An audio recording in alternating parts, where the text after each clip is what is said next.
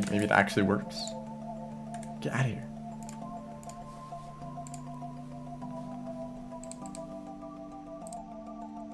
Okay. Hello everyone. Welcome back. I saw this mod and I'm like, this looks kind of interesting. That's about it. Look at all the mods it requires. Oh, spooky.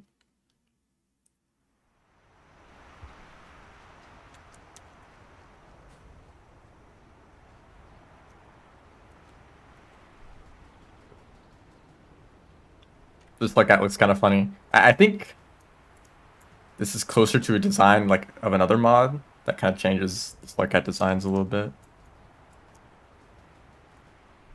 I think, yeah, you can create spears. This kind of just looks like Spearmaster, but actually that's a lower throwing skill. So it's like Survivor maybe. We do get cold. This looks like Outer Expanse, but there's like trees. These kind of trees are not a thing in Rain World, I don't think.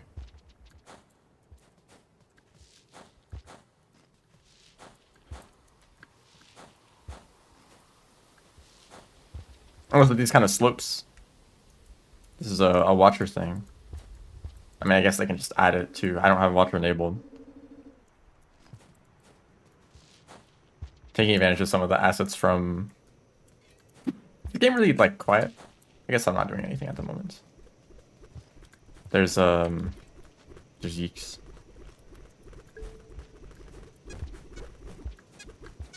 There, just like all the food.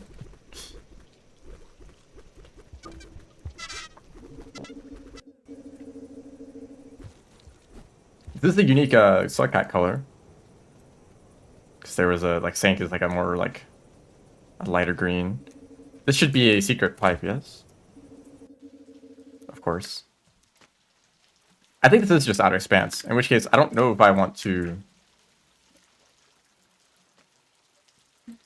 Dude, like, what? I guess I'll explore this whole area. This is like the like arena unlock, like safari unlock or something like that.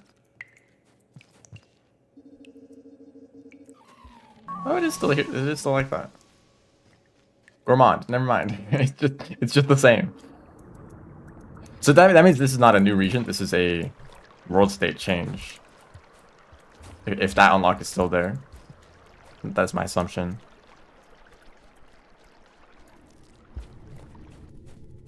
I wonder if there are new regions.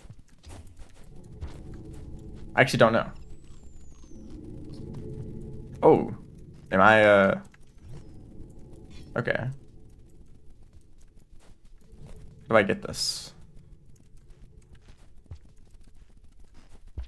I can't vault. Okay, I guess I'm not eating some food. Massive centipede. Are you dead? Yes. Oh wait, actually, is the water frozen? I guess you'd expect that, yeah. There's a lot of water, not Expanse. Now that I think about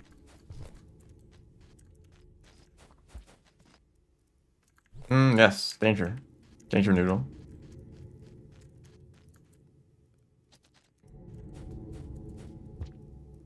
There is a cycle timer, which is unique for... Saints doesn't have that.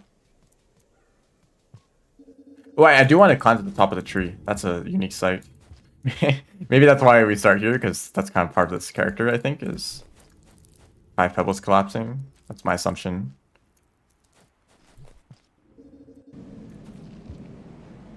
Yes, so I can shelter here. I don't have enough food, though. Oh, you can already see in the background. That's totally what's happening.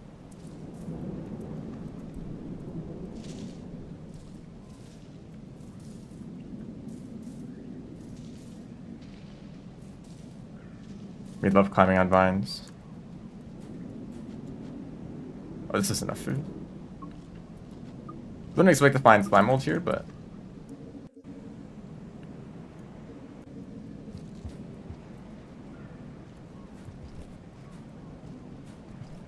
And I guess I can use these to, like, climb. So this is a vegetarian spearmaster, basically. That's a fun idea. I guess I've talked a lot about like reworking Sphere Master to change. Oh, here's the art.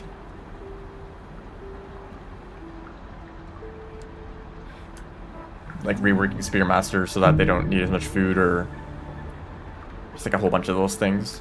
So maybe this character is kind of like that a little bit. Hey, you want a character that can make spears, but you don't want to like have to eat the stuff that you used to have. I guess you can't eat. Oh, this is called the permafrost.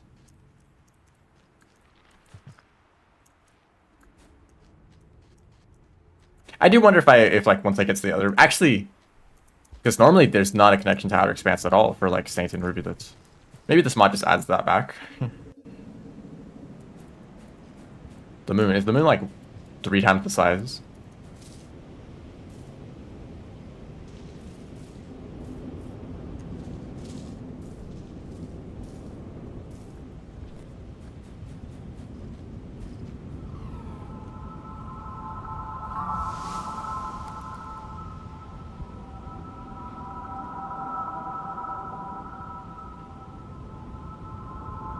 This is a very...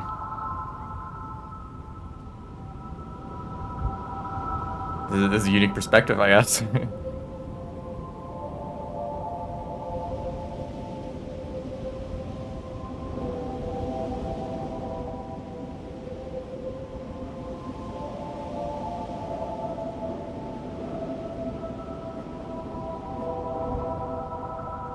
can even see some stuff. How is it snowing above the clouds? Don't worry about that. This doesn't even feel like it's that high up, though. I feel like that this should not be above the clouds. It's just like one tree, you know?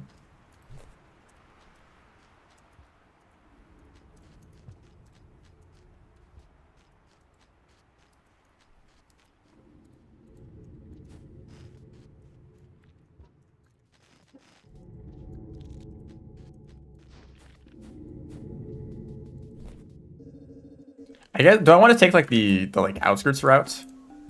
Or the they want to show this off in the background. I wonder like what does this look like in vanilla? I guess the background is always covered.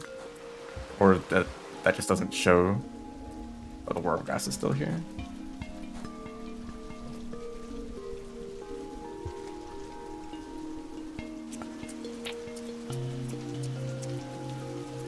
I see.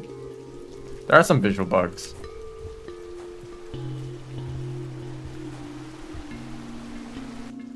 Here and there. Getting all the unlocks for Outer Expanse.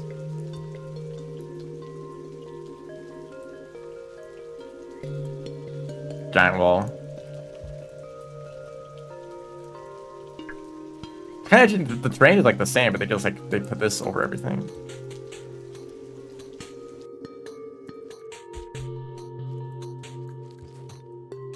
There's also very few creatures. There are like a few centipedes.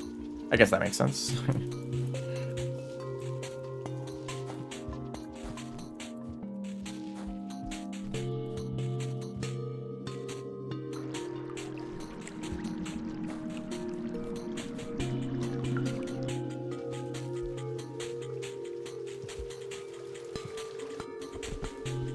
Oh, strawberry lizards.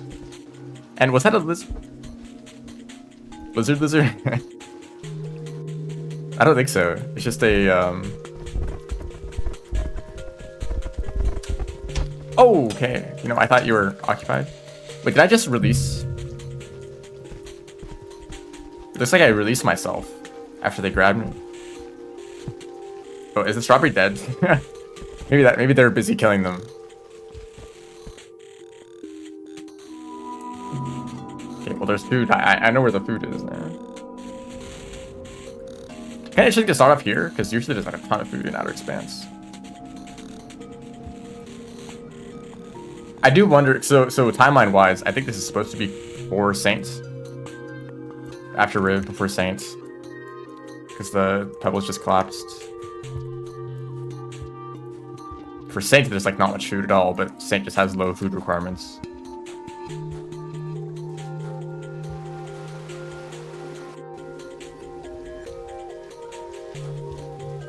scavengers. Of course, they're still gonna be here.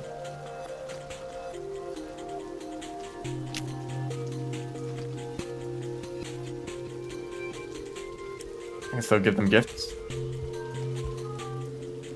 The Spearmaster tech. Oh yeah, I didn't want to go this way because of the Miros Vulture. Ow! Excuse me? There's a scavenger in there, in the grass. I didn't even see. For a second I thought the grass just threw something at me. Calm down, dude. That was a high angle.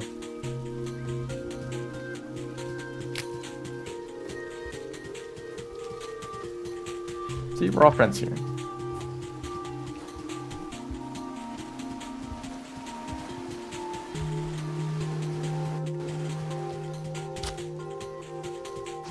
They continue to throw rocks at me.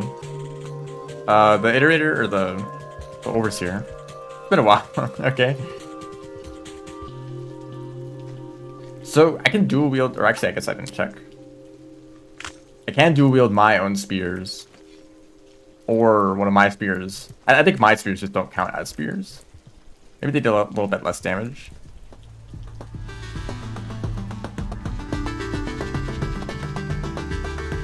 Music.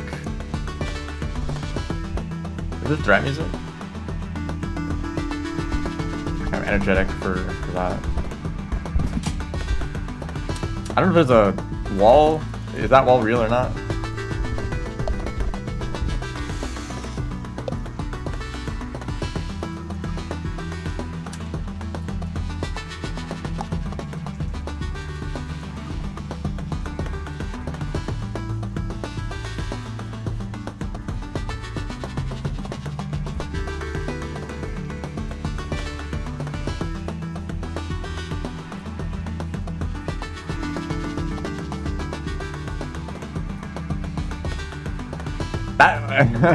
That is a drop wig of unique variety.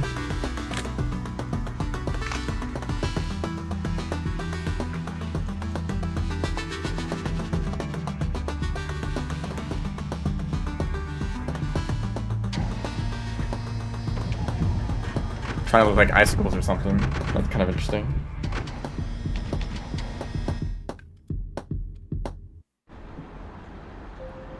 Played this like a year ago.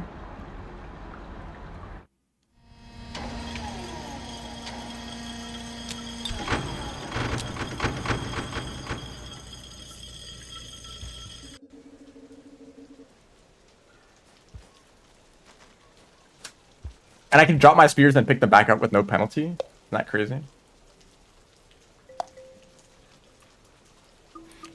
The food requirement is like Survivor, but you need one more per day. And you can store one less. So that's interesting. I wonder if food will be like more scarce. Some crazy stuff going on. Oh, there was a name for this area.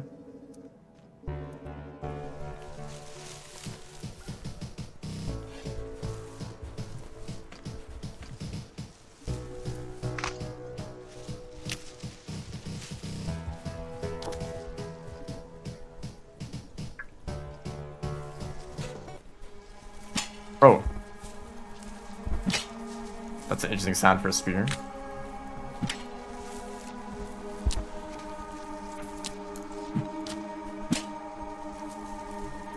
Are they breaking, maybe?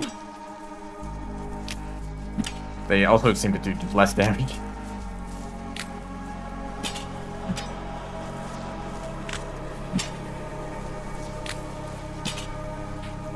Did they do any damage? Is the next question.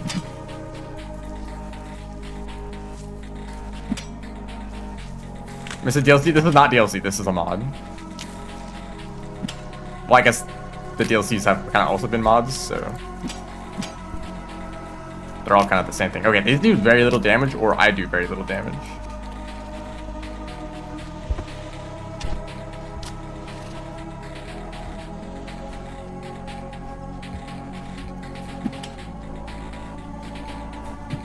Oh, I almost hit the scavenger.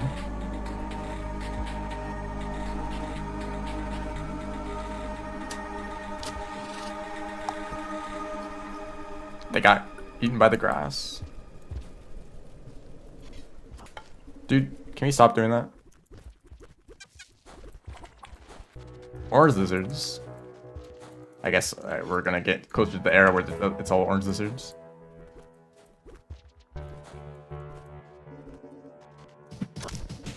They ruined.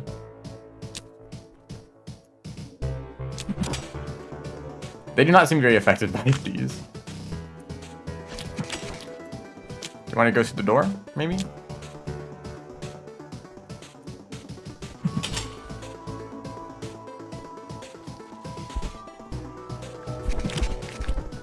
How did I get up here? How did that happen?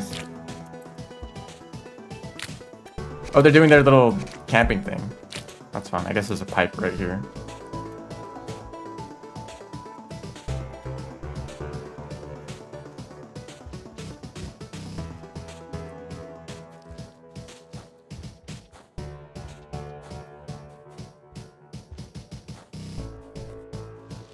I'm not sure if I should take the outer or the outskirts path or the subterranean path.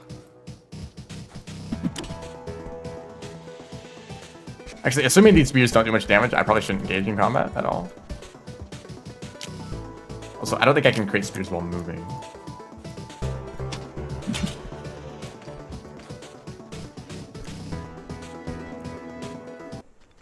Oh, that was abrupt.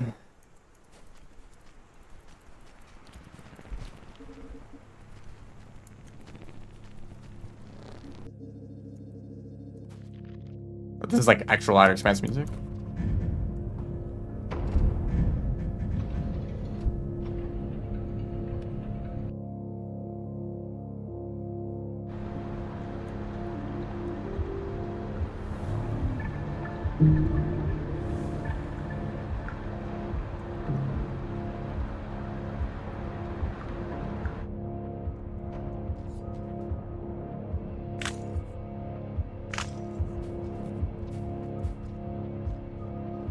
This Slugcat is basically a porcupine. You're just covered in spikes at all times. Icebound fridge. That's what that said.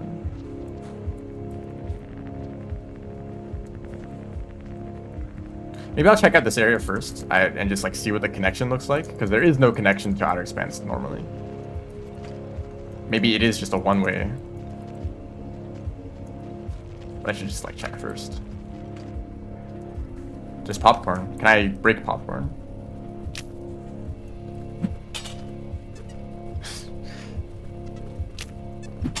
Doesn't look like it. I can check. I can try using a normal spear.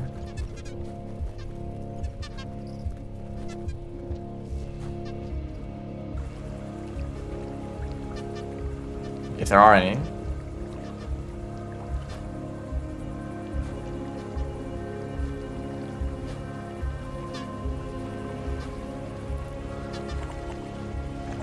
Average like Saint Timeline ecosystem. I see you there.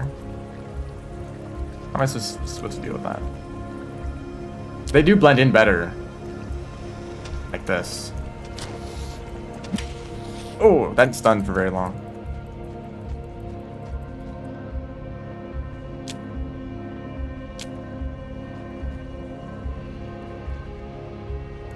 That's broken. That's the... I think this path will lead... Oh, wait. I can break the flowers. I think these flowers are normally just in the background. They don't do anything.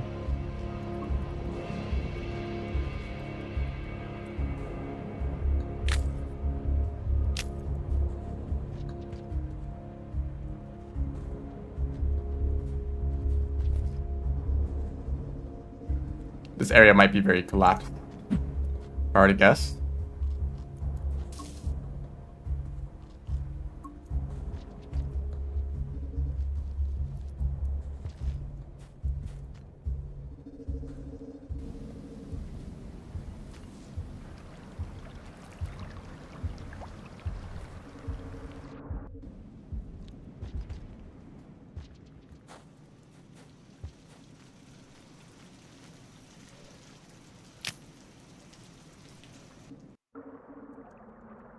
Got real dark all of a sudden. The remains. Okay.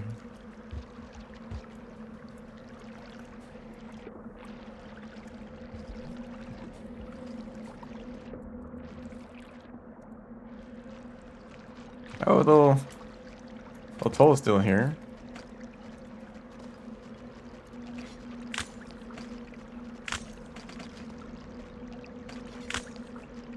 I think I could just go up.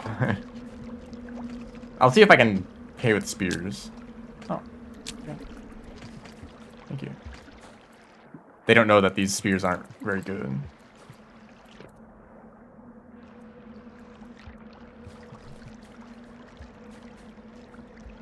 Escaping collapsing moon. I think Pebbles is pretty collapsed already.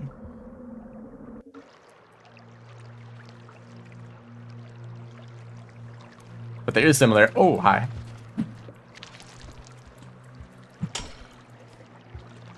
I did not see you. He's also invincible. Title card.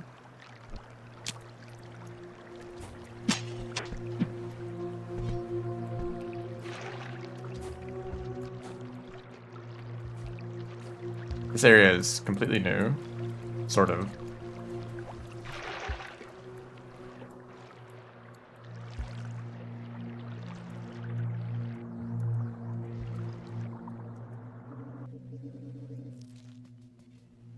Hi. You're a little scary. Some trains. Do you want these? They do pick them up.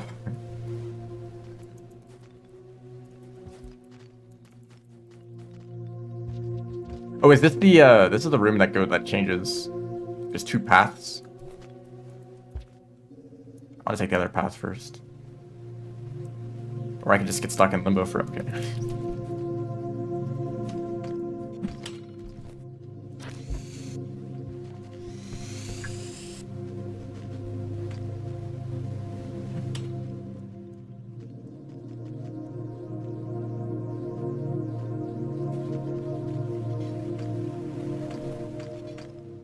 There's this game that I found out about recently called Endless Machines. It's not released yet, but it looked very intriguing. Okay. It has this like really like interesting perspective that makes everything look tiny. I guess everything is tiny. That's kind of the setting. But it kind of has Rain World vibes.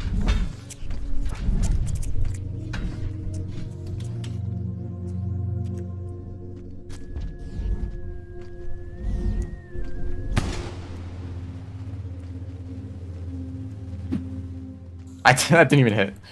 Okay, well, you got your food.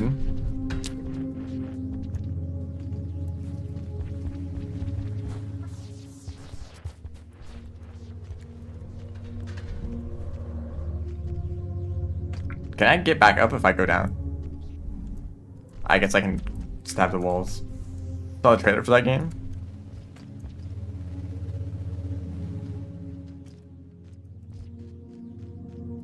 This is the shelter.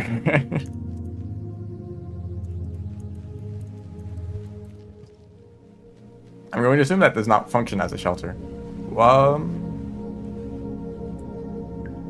Rooted culvert. Char roots. I kind of want to see what's in the other direction, though. Maybe find a shelter, actually. Here's a shelter.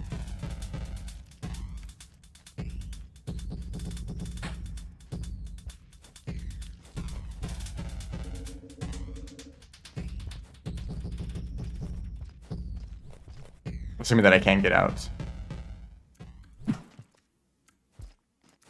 That's not that bad.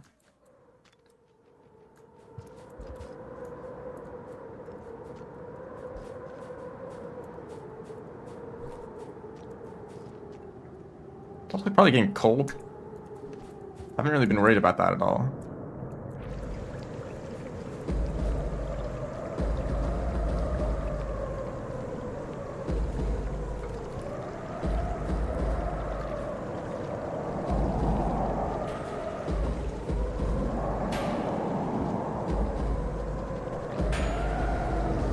I know where I am.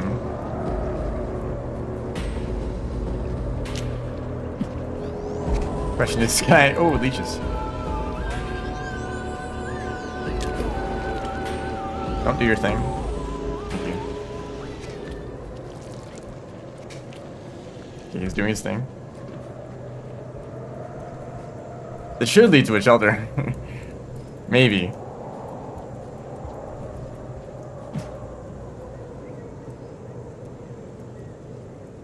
This is some crazy terrain.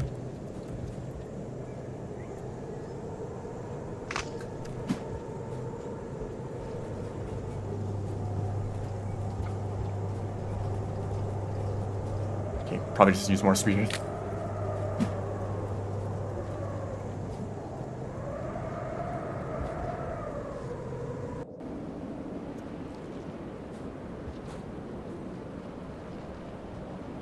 Lantern, actually useful.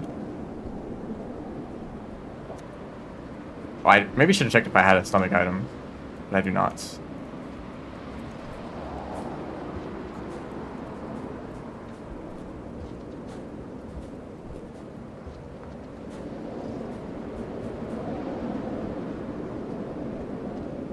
Let this not go down. Also, I have a lizard to deal with now.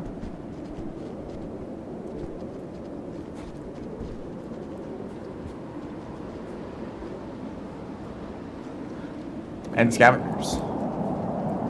These be nice.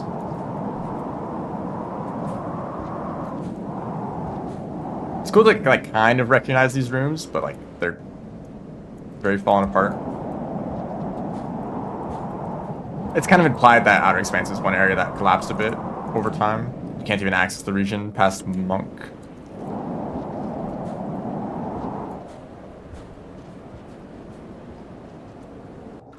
This is the gate. Is this the normal gate? Doesn't normally look like this. Is there a shelter? Actually, I came here for the shelter. Let's see.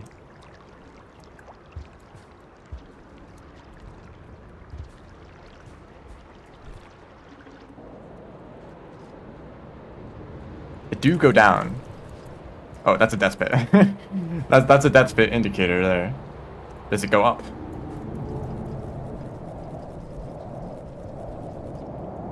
No. I mean, there's not really another option. I'm not really getting cold.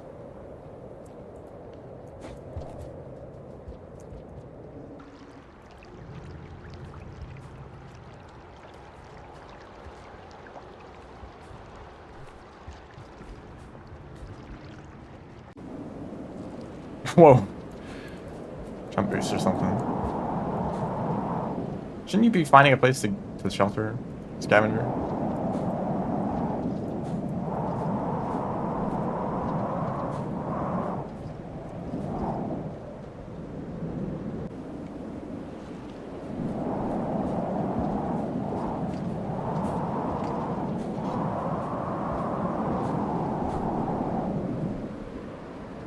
Well, if you go in this direction, normally it leads to subterranean. I didn't really feel like it went to subterranean. Oh. That's just a bunch of mole lizards. Can I go? Thank you. Watch this just lead to the same exact place. Oh, great. I'm not getting cold.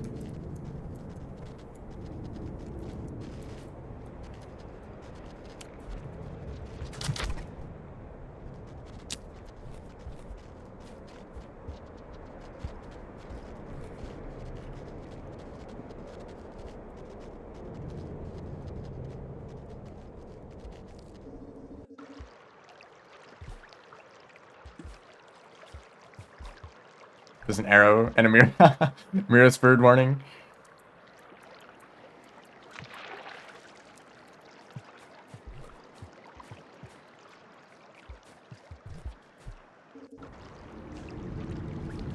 Two. Purple 2. Did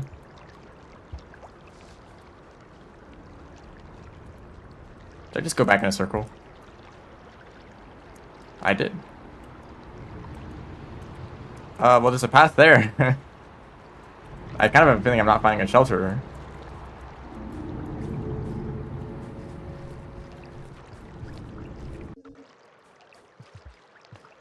Stuck in a cycle, a repeating pattern.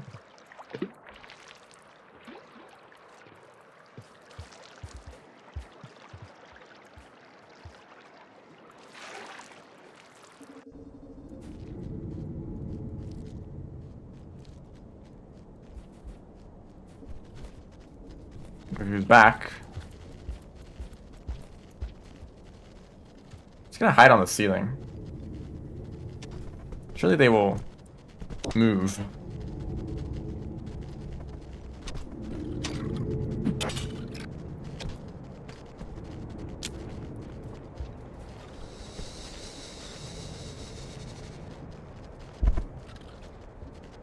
I noticed some discussion about rain world ecosystems. I guess I should say rain world's ecosystem.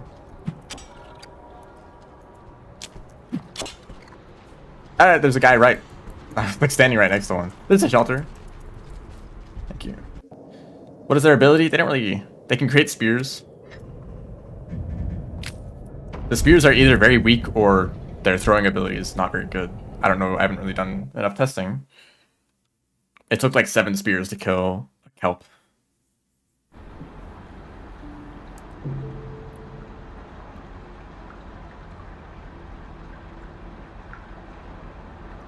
It's kind of an interesting discussion.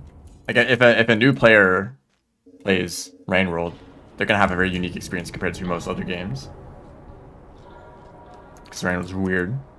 But how much of that is just the game being weird and versus like the game having like a realistic ecosystem simulation?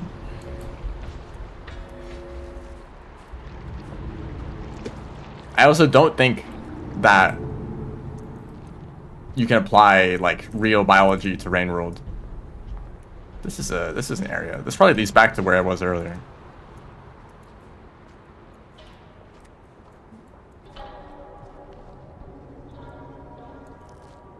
I really like the idea of biology just like working in a totally unique way. Just like, I mean, if like aliens were discovered, their biology might be completely different. We only have one data point of what life looks like on Earth. The aliens might be completely different. It's a good thing there's water.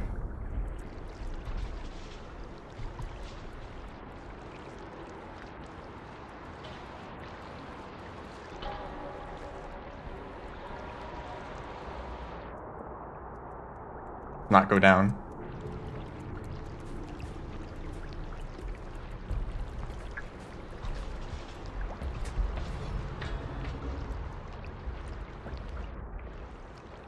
This is like submerged superstructure ambience.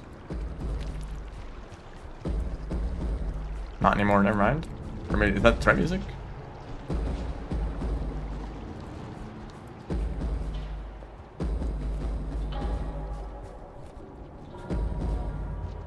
Any disadvantages? They kind of need a lot of food. I imagine most of the changes in this mod are to the environment and not to the Slaycat. They're pretty standard. They're basically just Survivor. And you can create spears. Like actually here's an opportunity to test. Just a normal spear.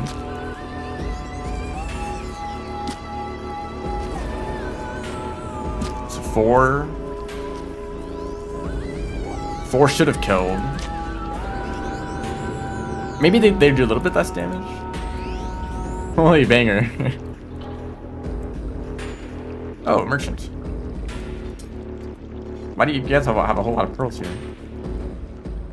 Have some spears. Took 5 spear hits. Did it?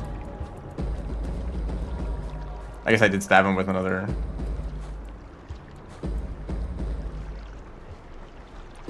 Yeah, there's like a lot of creatures that are like mechanical, at least a little bit. And it's like, did they just like grow that themselves, or are there like factories that are still functioning that are able to like it's kind of hard to tell. I mean, I guess you can assume that vultures or Miros birds have been around long enough without the like machines functioning. Maybe there's some like machine out there, some purpose organism that's creating Miros birds and it's just still functioning. It's like kind kind of self-propagating itself, you know? Or life is just capable of making mechanical parts, just naturally.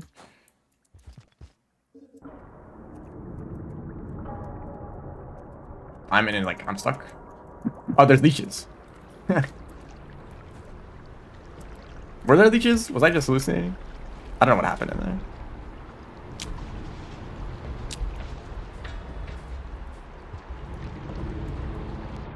There are leeches.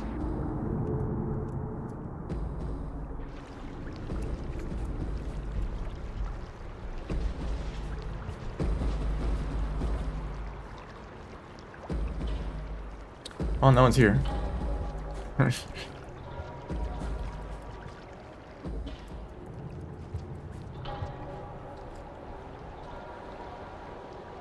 mean, it'd be a bit stressful if you, like, could use up your spears or something like that.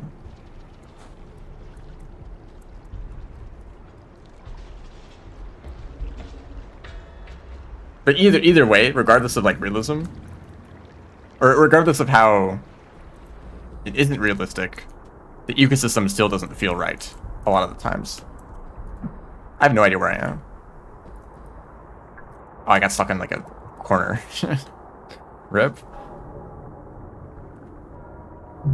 Me when I'm in Salination.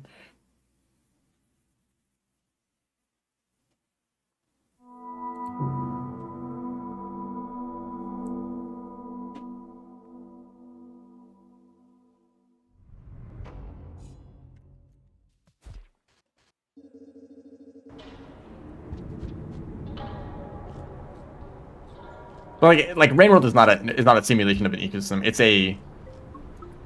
like a facade. You know. I mean, it's actually like really complicated when you consider the cycle and like reincarnation. In that case, maybe it is realistic. Maybe this is what an ecosystem would like in a world where there's, you know, reincarnation like this. And there's like a lot of predators because like there's not as big of a penalty if they aren't able to catch enough food. Although I guess like what is like the pressure to like evolve or to change or like to develop in a specific niche? If anything works, you know, it doesn't matter what you are, you're gonna live.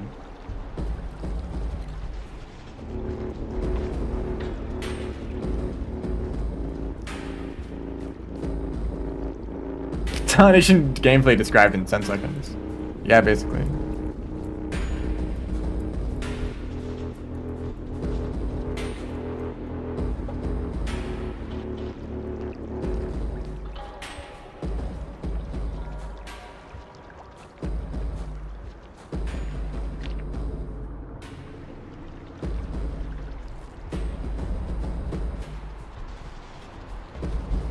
But it would be cool to see a game where it's like, that is the whole point of the game.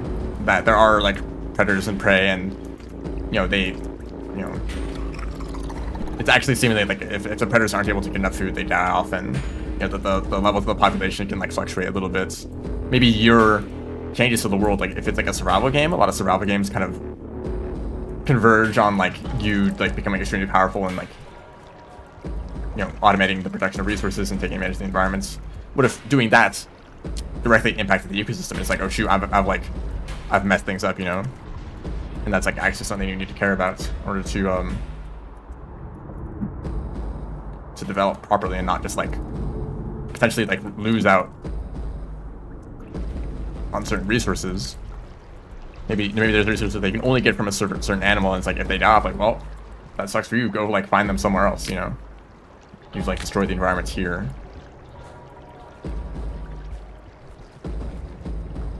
But Rain World is a different kind of survival where you're not going to become any stronger by a significant amount, so...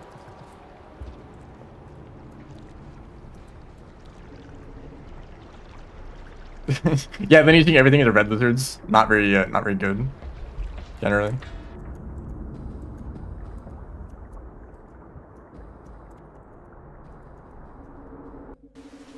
This is very different. Icebound Fringe. I've kind of circled back around to this area. Is this the drop?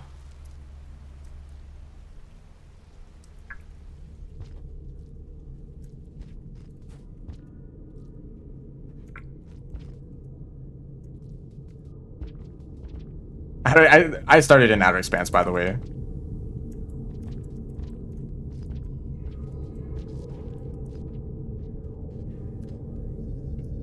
Basically, the place where you get the ending for like Gourmand.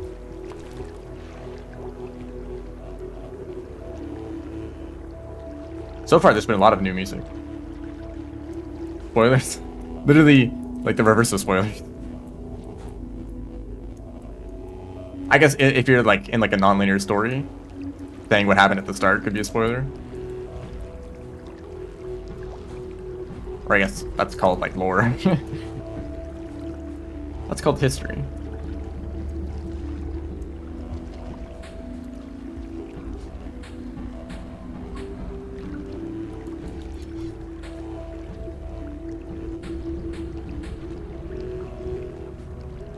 I mean, it is kind of implied that everything might be really small. It's honestly a huge mess, the scale of everything in Rain World. Are slug cats like tiny like rodent sized, or are they like people sized? Spoilers for Watch. I guess like who cares about Watcher spoilers nowadays? But like the ancients are very large in the Watcher, which doesn't really make sense because the scale of everything is designed very conveniently for the slug cats.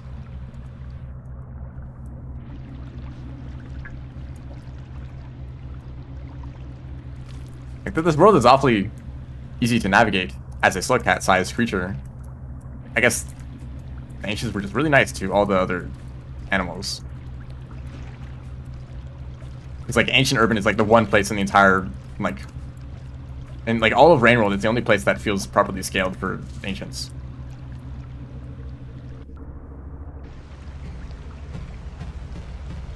Is this?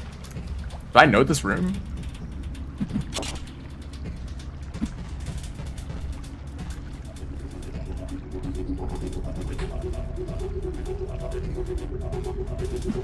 Yeah, nice, thank you.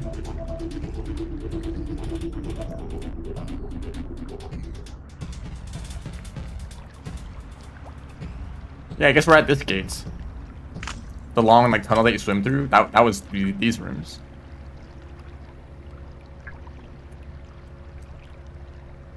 Pipe that you fall down. Water tunnel. You'd totally drown if you actually went through a water tunnel this long. I guess we're going to the outskirts, question mark? All the gates are lower karma level. Do I have a remix setting on? There's a chance I have a remix setting changed. I'm just gonna assume that these are low level karma gates.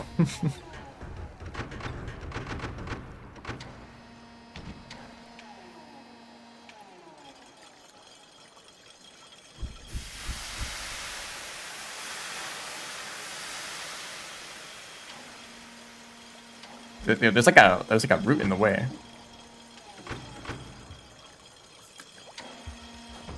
This is the roots. They finally added the roots. So this is like totally undergrowth. I mean, not really, but it feels like that, you know? I guess undergrowth kind of feels like Outer Expanse. It's the tutorial for sticking spears into walls. It totally. I am playing Spearmaster. I do kind of want to go back around and see if that sub-training connection like is real.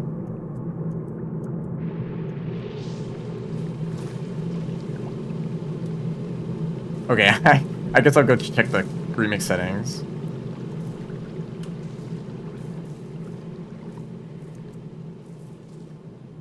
I get the theory that like the shadows make the ancients look bigger, but I just don't think it looks like that. It does not feel like you're looking at a projection of something larger or something smaller that's like kind of being scaled up. It looks like you're just seeing them, and they're just like being silhouetted by the backlights.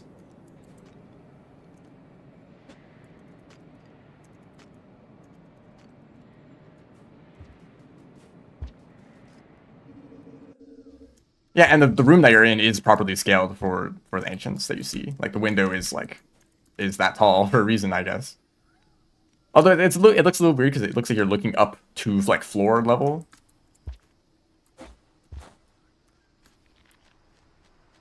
I guess like the whole building or the whole room is kind of like down a little bit into the floor. Sphere Master, yep. So at this point, I wonder if the rooms are just going to be the same as they are for Saint.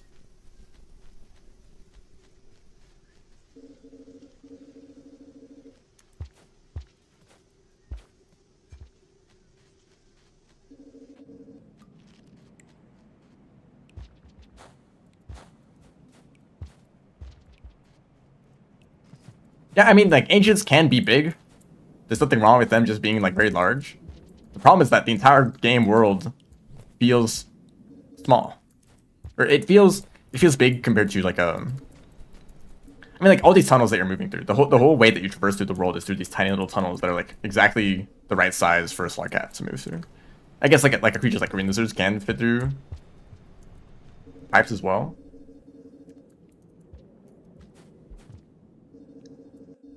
Even, like, Metropolis doesn't feel like it's properly scaled for Ancients.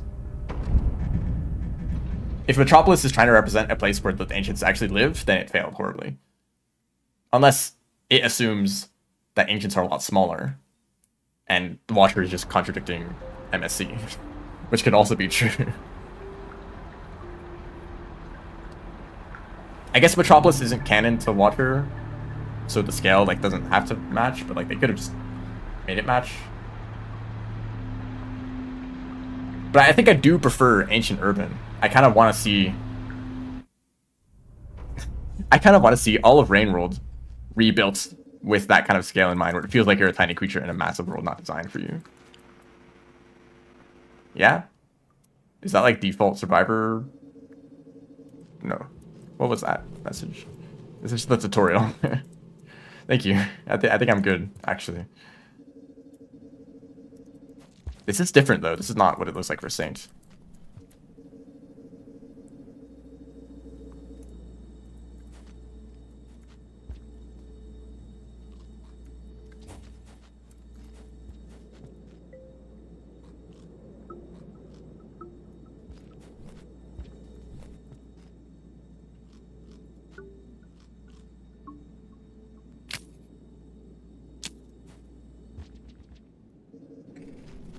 They ruined.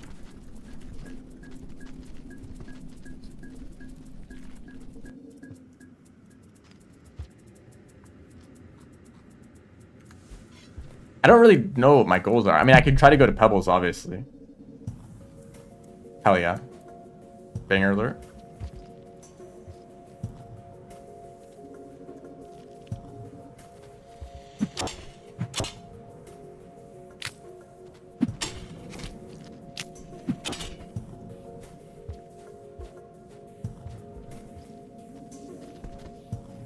It's different. Everything looks different. This feels like more destroyed than Saint. I would probably assume this is post-Saint, actually. This is like way more overgrown. Although I guess I haven't seen what these areas look like for Saint in a long time.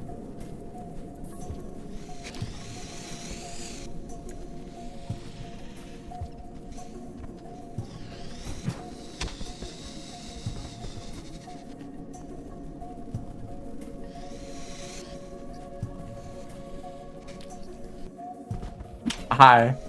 The like 50 silencers I still hear. That's good to know.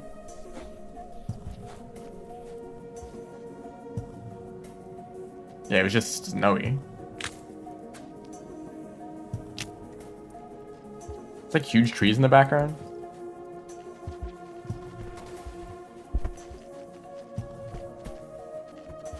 Pretty sure the only like normal looking trees in all of Rainworld are the ones in Outer Expanse, which look kind of funny.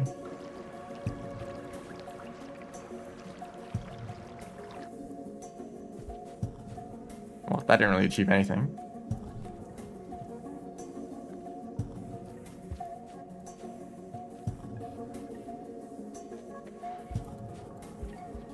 Artificer is biologically impossible. That's... or unplausible. That's a crazy idea. Just wait until you find out about Gourmand.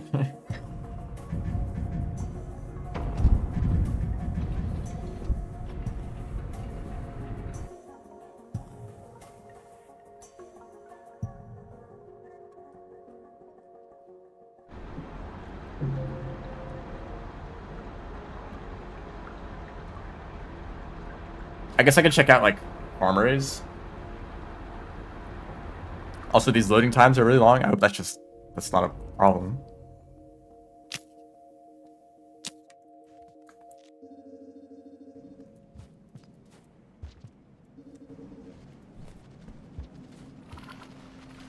I guess I can meander. I can go to farm arrays and then go to pebbles later.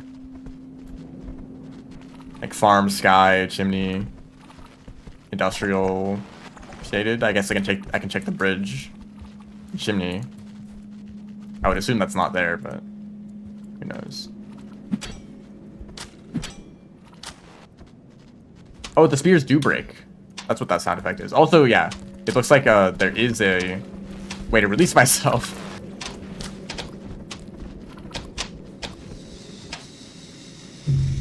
I got blended very thoroughly.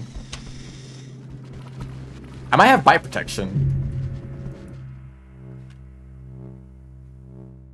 My theory, I can survive. I can release from one lizard bites, and then maybe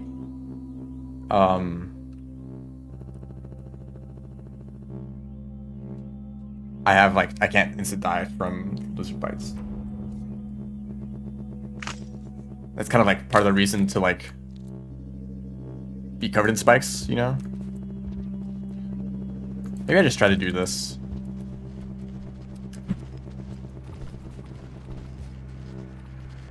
Ooh, is that locked?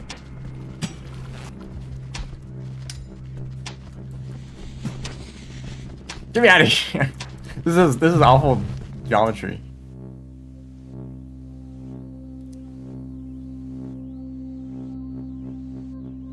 Not a fan of these loading times. Just don't die, I guess. Oh, I was gonna check remix settings. Hold on, we can like wait here for like. We can wait for longer, you know.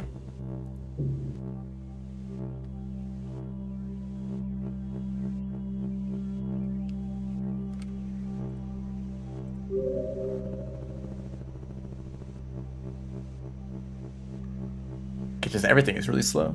I don't know if I should restart. It might have something to do with these. With all of this. Where would this be? Assists? No, I don't have this turned on.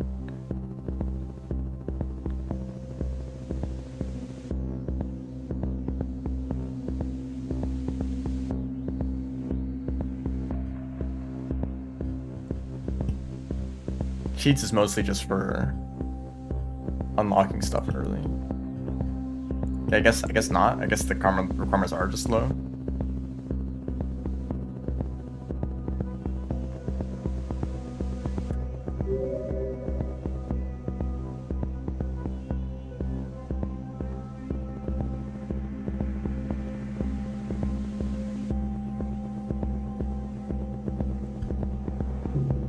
I mean, we're literally looking at 5 pebbles. That's kind of the whole motivation for this character.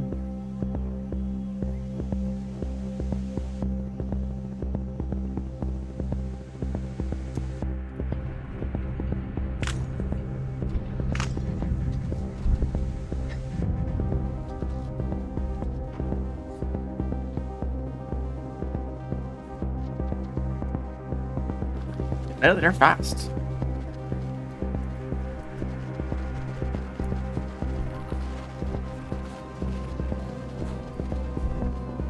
I guess I spent a little bit too long trying to kill this guy. I could have just gone.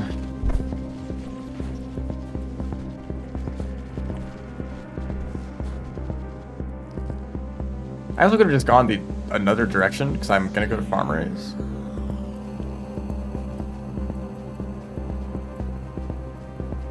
So this gate, I mean, I guess the layout of the map is unchanged. They just like put dirt everywhere. Dirt and debris and roots.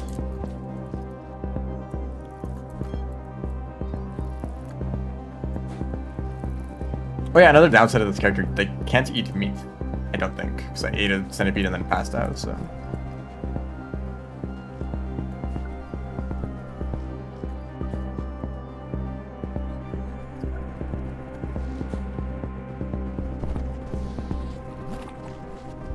I think the idea with Rivulet is that the iterators do provide heat to the surrounding area, and more iterators are becoming inactive.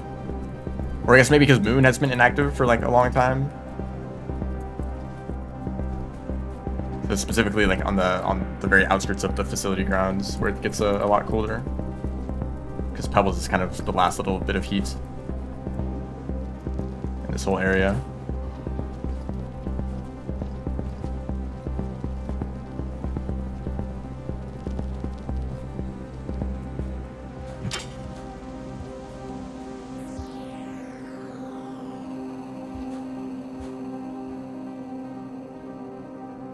More food down there. I guess I could climb back up from that. Wow, there's a lot of plants.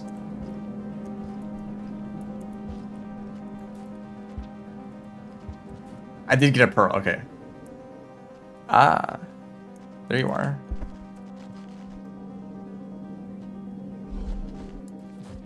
Don't wall pounce, not now. Okay. Do I have enough food? I guess that's enough.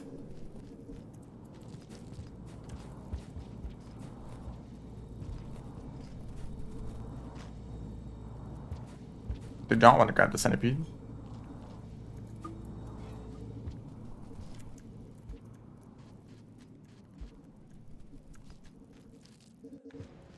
Hi.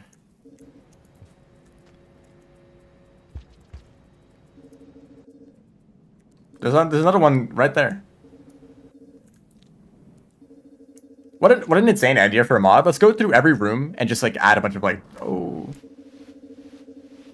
There was a guy down there. Was that a caramel in the water? I think that was. There might also be a kelp.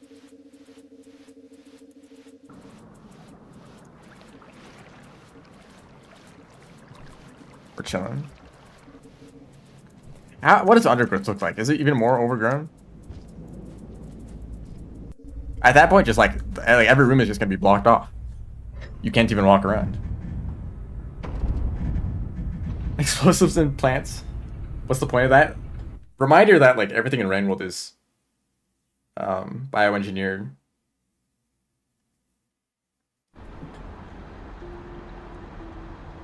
It's basically taking some sort of life that is designed for one very specific purpose, and then that's life trying to adapt. Just using what it's got, you know.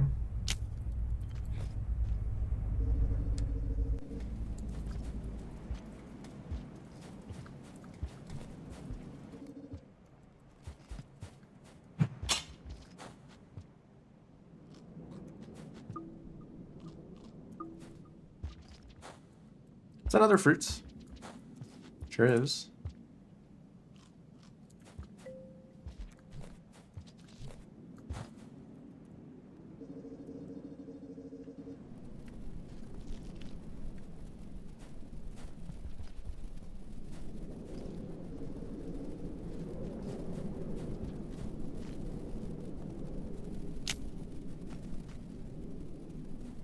Oh, if I could find another spear.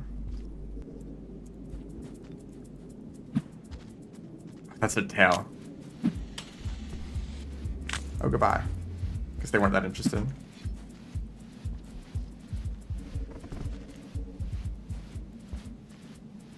I really like this aesthetic, though, of the roots growing everywhere. I think that was a normal spear. This is a very indecisive lizard.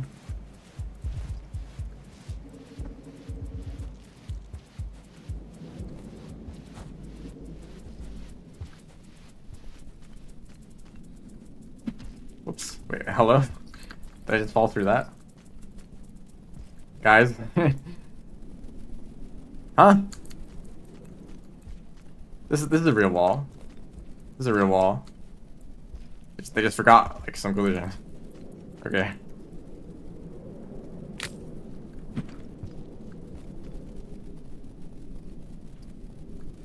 This whole thing is fake.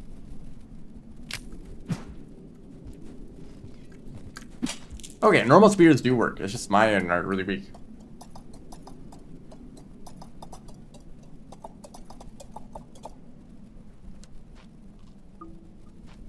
Yeah, I don't like, what was he thinking with the whole like no mouse thing? Right, I forgot again that that platform is fake.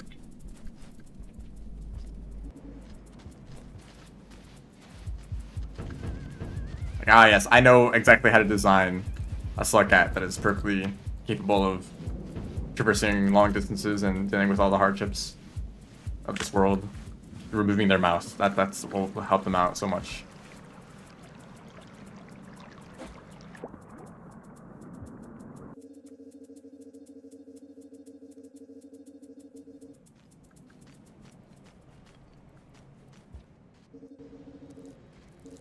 Okay.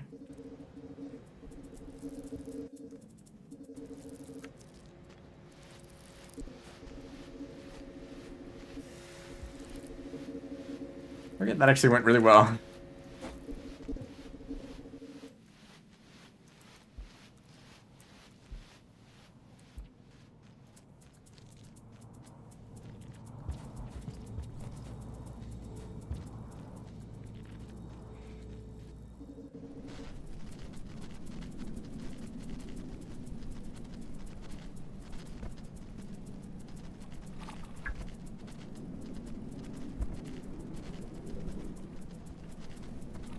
Ooh, vulture. Thank you.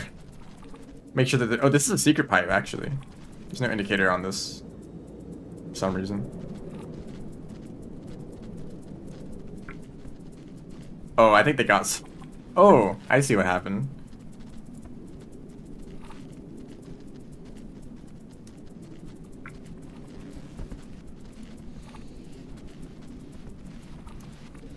Now the vulture's here. Different vulture this time.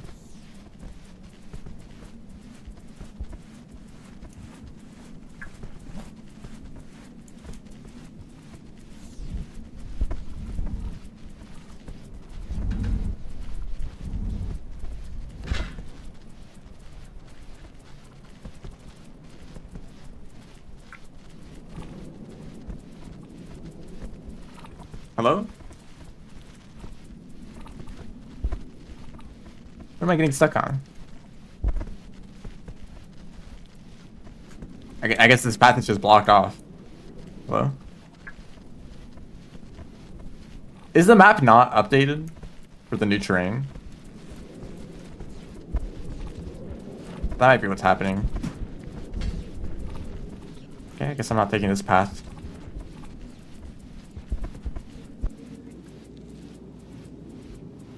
Yeah, definitely not. I mean...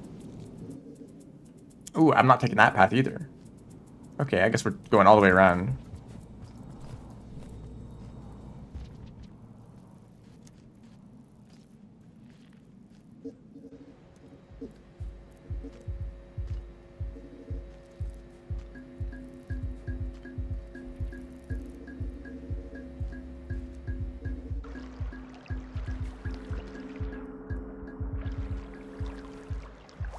Yeah, it totally, like, everything is more destroyed than it is for Saint.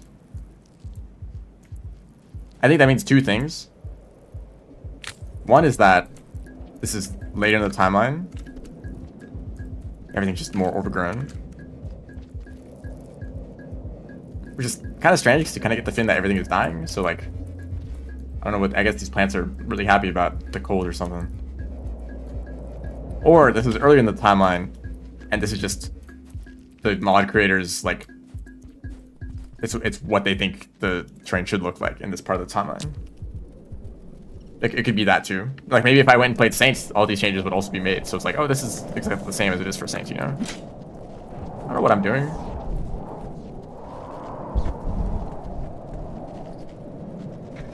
Some terrain is missing here and there. And it's the end of the cycle. I spent that long messing around.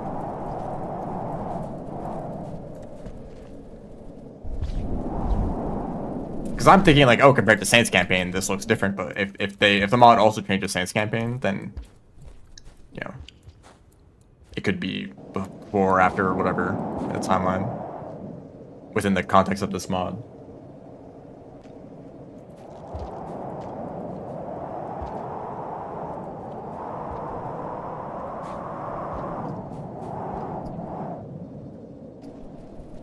They ruined.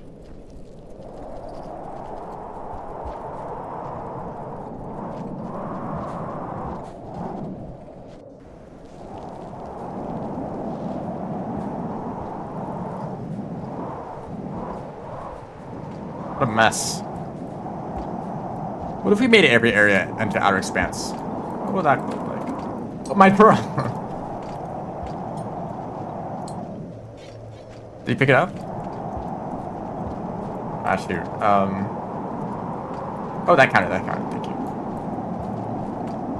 Just went flying out of my hands.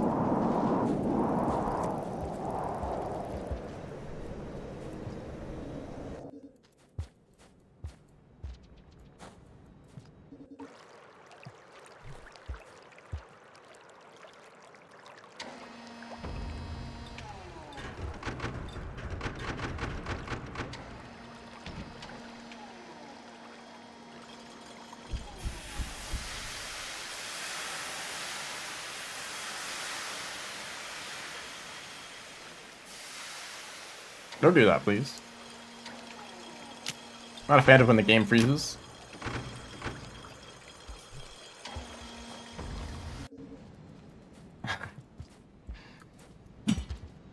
Can't break that. Maybe it'll be open in the next cycle for some reason.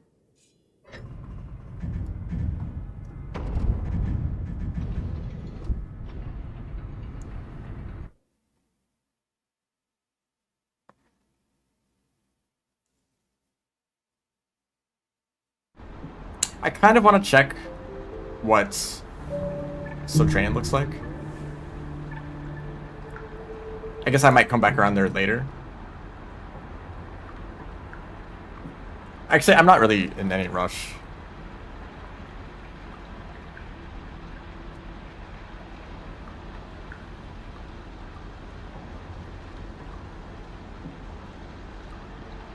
It's not like I have plans for other things to stream, so I will be streaming this until I'm done with it. And then, who knows? Well, warmed up. Yeah, that's a lot of plants. Preserve Thicket. That's a new name.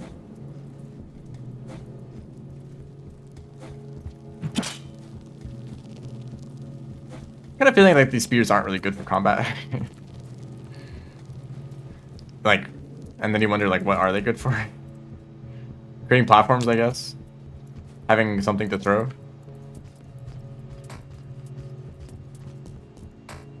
The echo? Should I check the echo? I think, do I have the mark of communication? I do, I have the dot.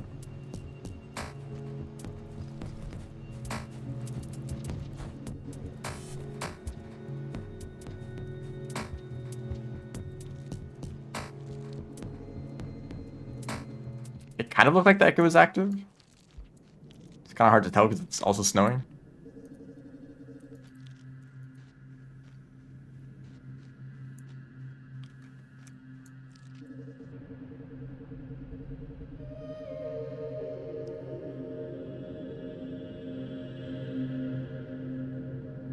This is new.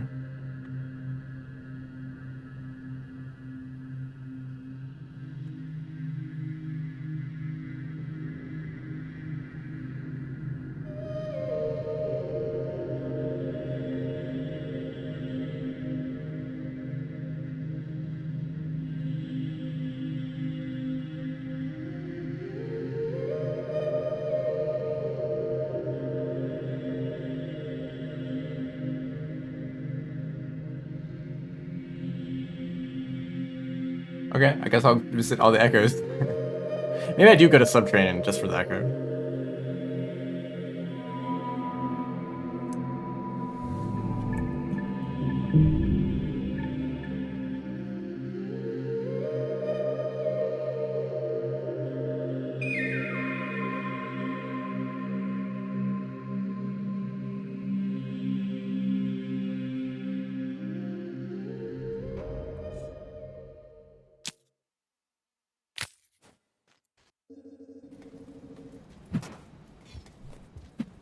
Nice throw. Oh, not feeling like it?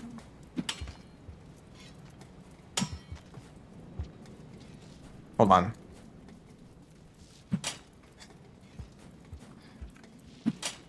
No? Okay, now I don't know. Maybe it is velocity based.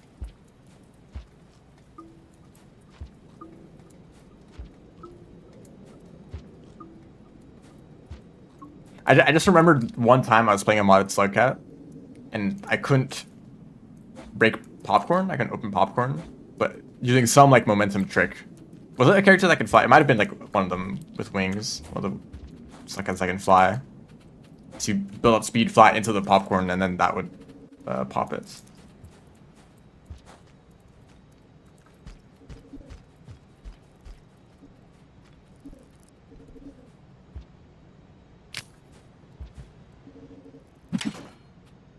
That centipede did not care.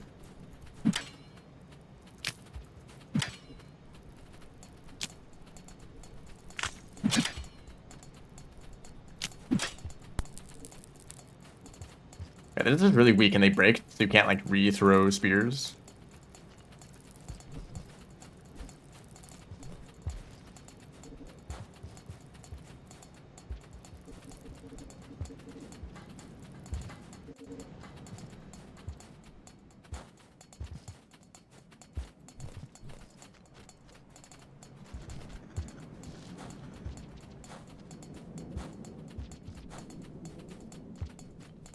I don't think it's snow that the echo should be worried about. I think it's the plants and the roots.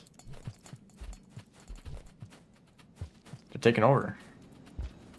Are there some vulture grubs? There are.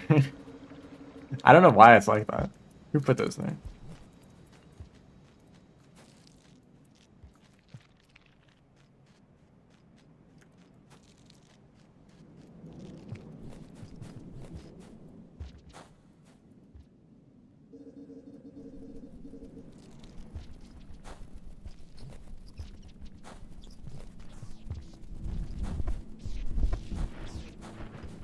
You idiots. I was right here the whole time.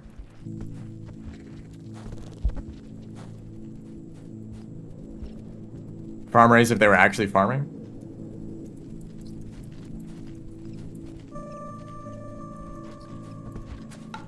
Nice throw.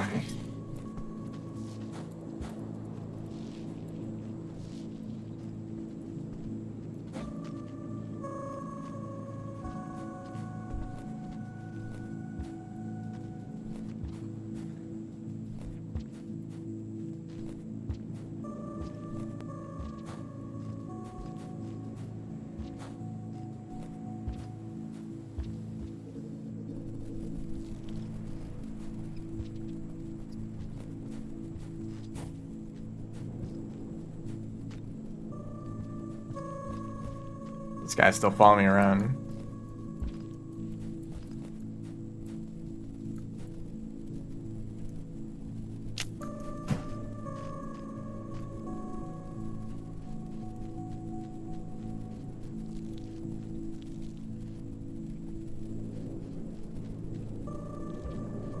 Nice, I have to be consistent to check the map.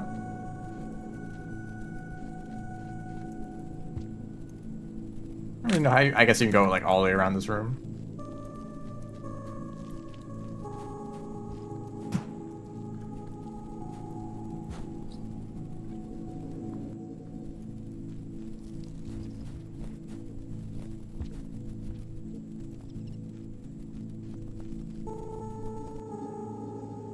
I guess now I'm wondering, like, does every region look like this?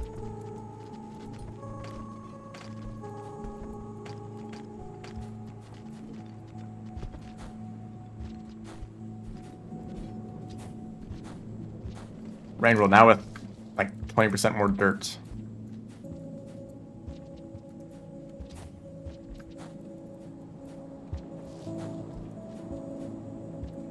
Stress doesn't have a mouth? Yeah, that's true.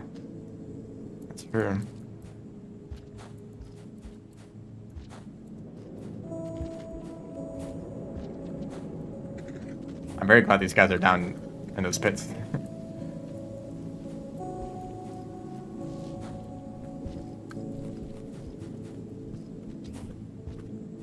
Those yeeks. So there are like saint spawns. Actually, not really been paying attention to the creature spawns. They kind of feel saint-like, but I don't know if they're exactly the same.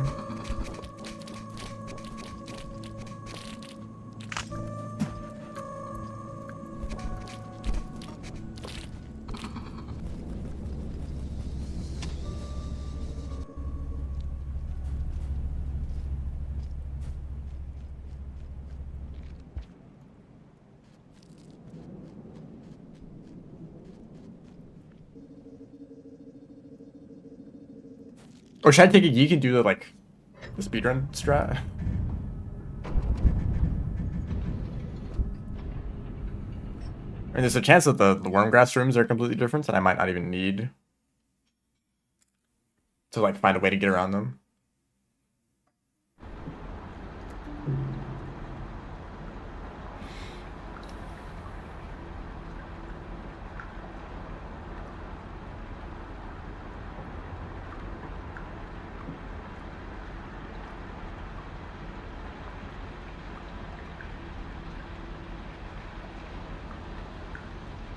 Uh-huh. Sure is loading. Maybe I'll restart the game at some point. Okay, it looked like I was getting really cold really quickly, but it was just the UI disappearing.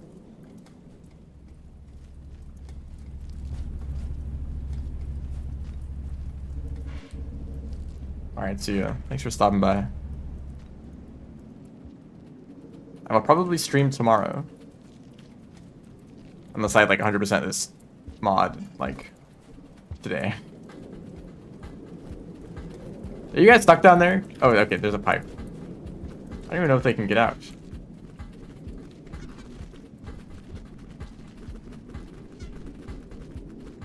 Maybe they left the den there, but they just added terrain on top and they didn't realize that it would block the creatures from getting out.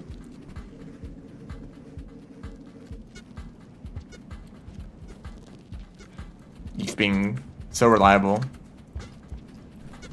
As always. The second, like, the double jump was the one that got boosted by the yeek.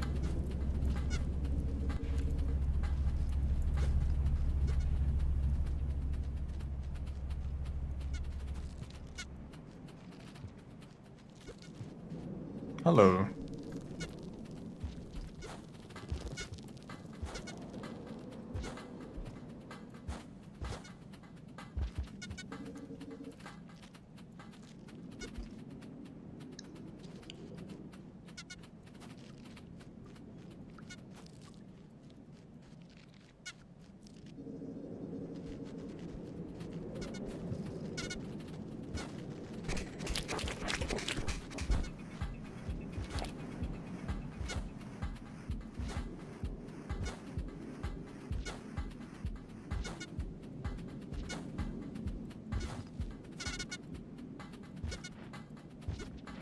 Oh dear.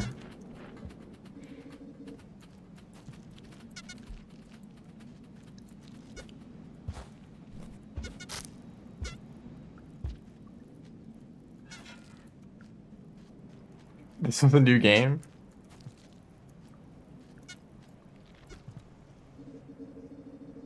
DLC? It's neither actually, it's just a mod.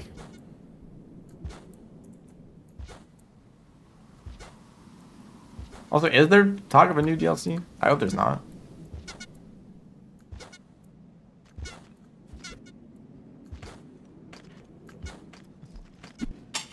Oh, nice. He just wanted to open the popcorn. Okay, the wormgrass is kind of unchanged, though.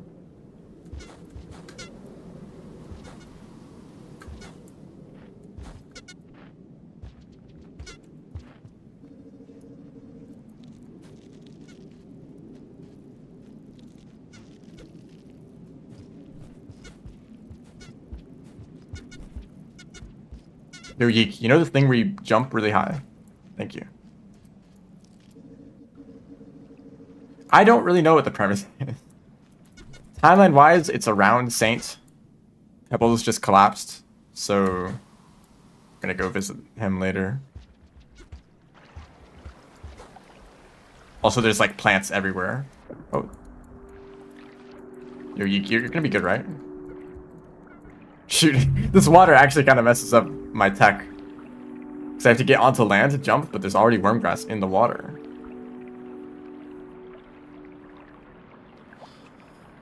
Well, I do want to go that way. Oh yeah, also loading times are really long. That's my favorite addition. Evergreen. Yeah. Not very green though. There were some pine tree looking things where we started, which was Outer Expanse.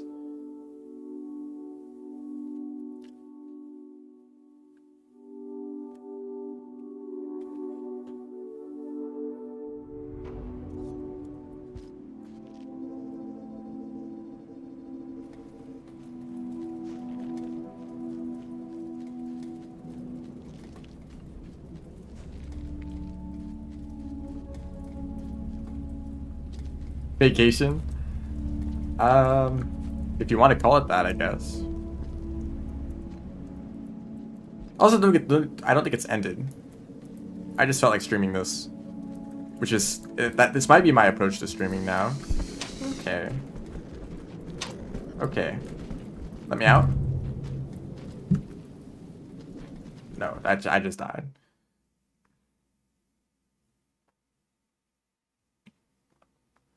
I think I so when I started streaming, I had a bunch of ideas for things that I wanted to do. And then I got into Rain World speedrunning. So I just did that a bunch. Like, okay, maybe I'll do a few other streams. I'll play Trey, I'll play this game, I'll play that game. You know, I'll wait for some new games to release, I'll play those too. Nine Souls was really good, Silk Song was really good. But like, I don't know, I'm pretty done with like Rain World stuff. And also like, I feel like I'm just like forcing myself just to stream just to, like to keep up my schedule. But I'm not actually like, I don't have any ideas for what to do. Other than just like do the same thing that I did last week. But this mod looked interesting. So I said, you know, I'll stream this.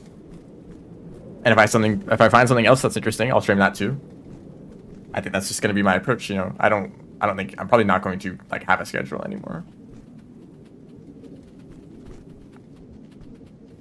I could see that maybe something will happen that I am interested in for a long time. I'm like, you know, I'm gonna stream this for like the next few months. You know, and if that happens, then that's neat.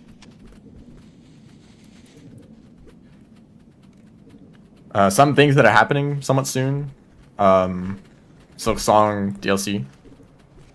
And I imagine they're probably going to do something similar to Hollow Knight, where DLC releases somewhat regularly for the next few years. Hollow Knight had four updates. And it took a bit over a year for all of them to release. Are any of these geeks gonna come out? One of them like popped out for a second.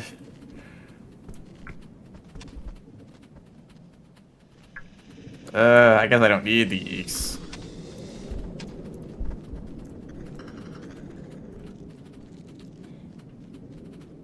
A hightail? I don't know how to feel about hightail.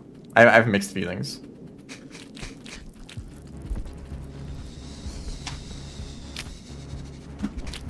There's a few angles I can look at that game. One, it's the game that's been hyped up forever. I was included in the group of people who saw the trailer and I was like, this looks pretty cool. You know? And we're getting closer to a playable version of Hytale being out there in the world. I've not played this mod. This is the first time. It also just released pretty recently, so...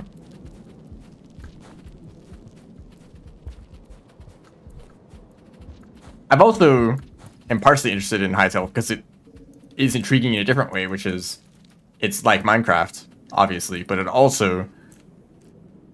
it seems more like focused on other aspects of the game. A lot of people have complained about are you talking to each other?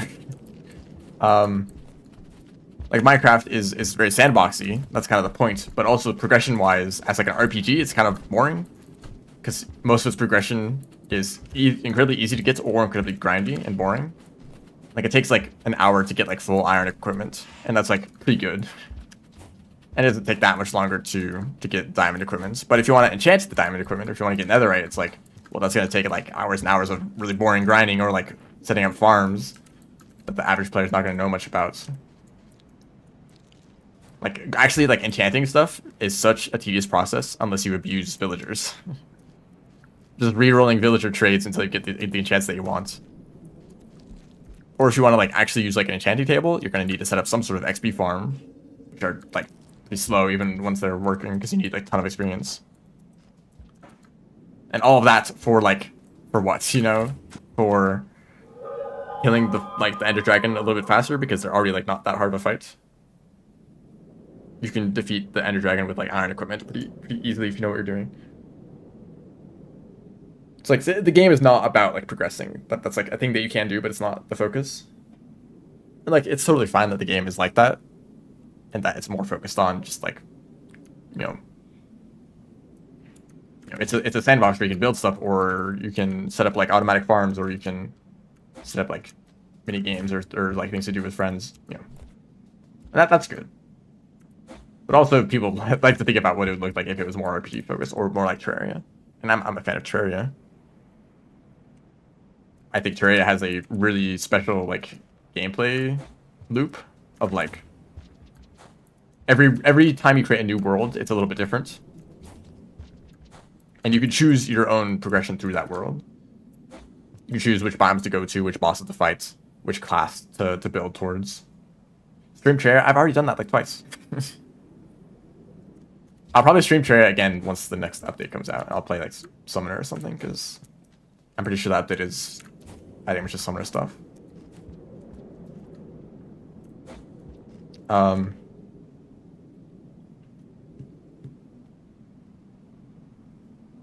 So like Terraria's progression of like, it's very boss focused. Like every boss that you defeat is a big chunk of progression that you get access to.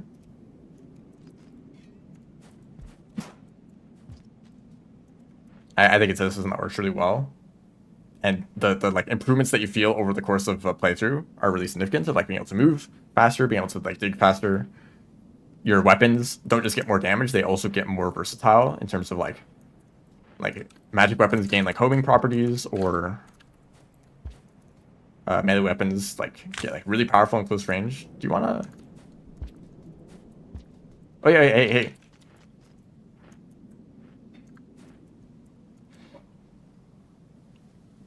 Thank you for the tutorial.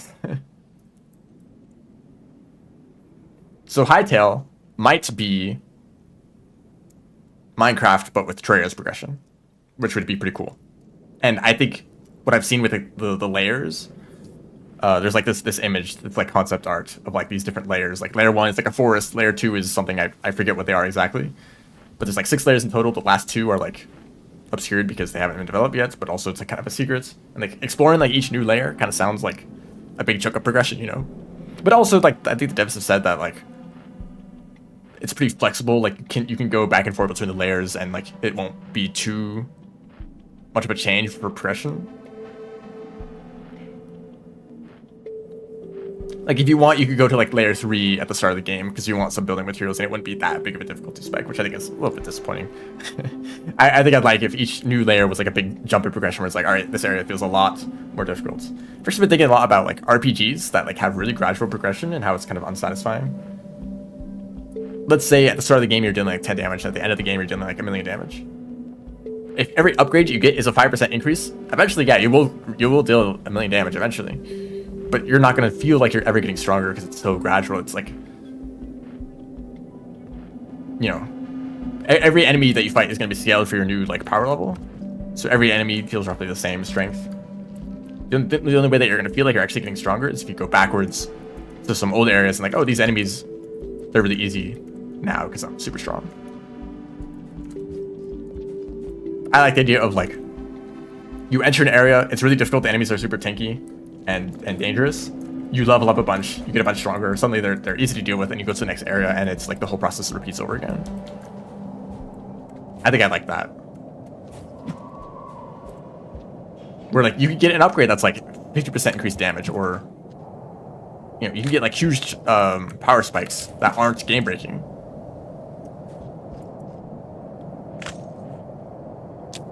Although that's like kind of hard to balance.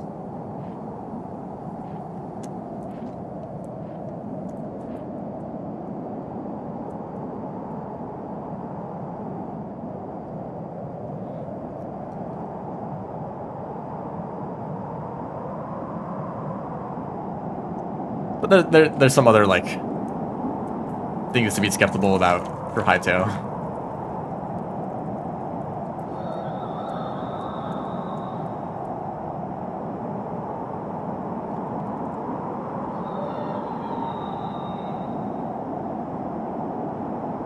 The snow looks an awful like rain, just slower. I'm not really getting colder. I don't know if that's because of the lantern or because I'm just like built different kind of coats.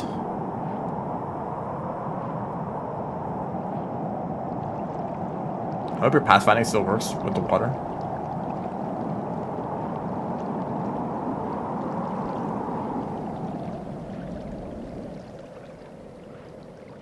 Most intelligent. There's water in normal deer rooms too.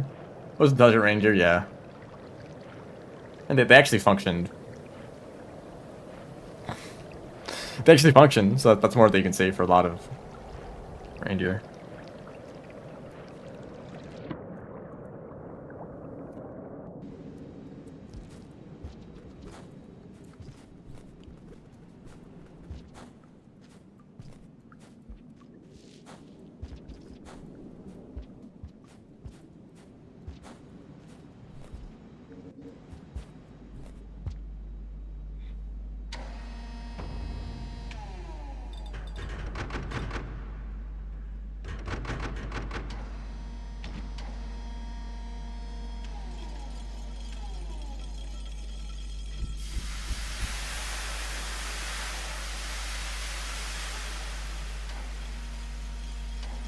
I get this subtle feeling from Hightail that they know the game sucks and they're trying to like protect themselves by like saying we know it sucks in advance because it's unfinished.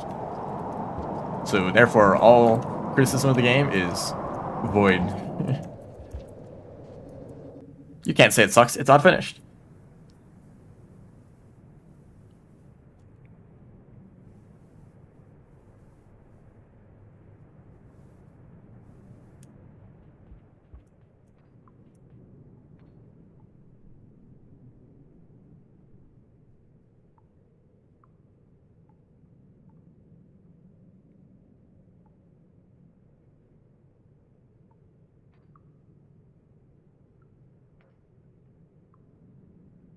Okay.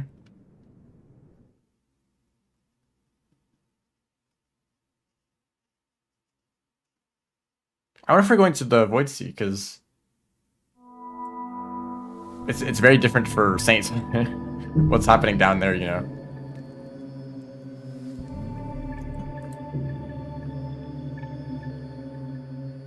Don't want to be spoiled. Okay.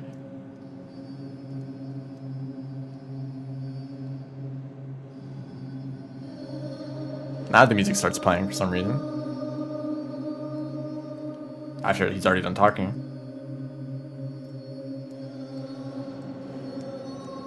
So basically, if anyone's not familiar, Hytale was in development for a long time, and then it was bought by Riot Games, and they basically reworked everything from the ground up because they wanted it to be cross-platform.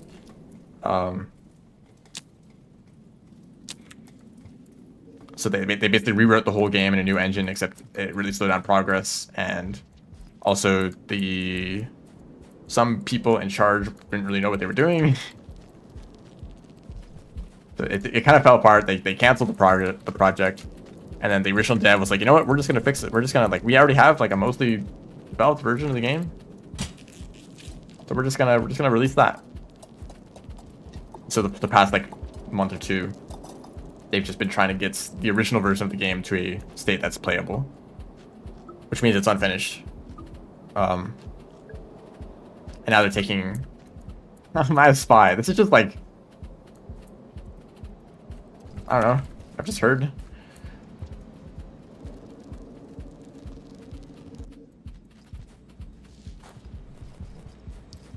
Um, they're basically taking the approach of like they're gonna release an early access and then just release updates, which actually I kind of miss that form of development. That was like Terraria. Like how many games are there nowadays that where major updates release new chunks of content, like end game content? Because like when Terraria released, the final boss was Skeletron, and then they released an update where the final boss was the mech bosses, and then 1.2 I forget what the final boss was. 1.2 was it Golem? I don't know. Golem and then Duke Fishon, I guess, and then 1.3 added Moonlord, and 1.4 stopped doing that. Just instead adding like an extra bunch of extra content here and there and like polish and stuff. But it like playing through a new Terraria update was such an interesting experience because on your way up to the new contents, there was still new stuff to do. Like, oh, they reworked the underground jungle area. They reworked the underground desert area. You know, you would explore these areas in the early game. They would be different and reworked, and you would have a different experience in the early game. And then you defeat the old final boss, and suddenly you're in new territory. It's like all this new stuff is well, all this stuff is new, obviously.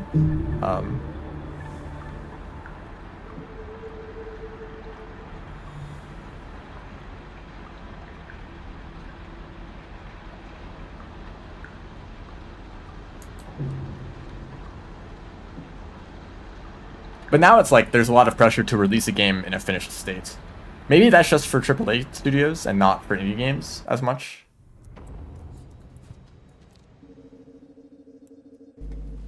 I guess the expectation is that AAA studios should be very much capable of releasing a finished product.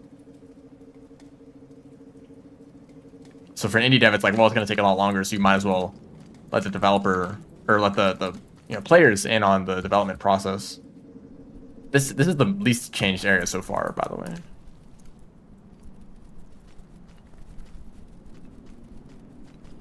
I was curious how widespread the changes would be.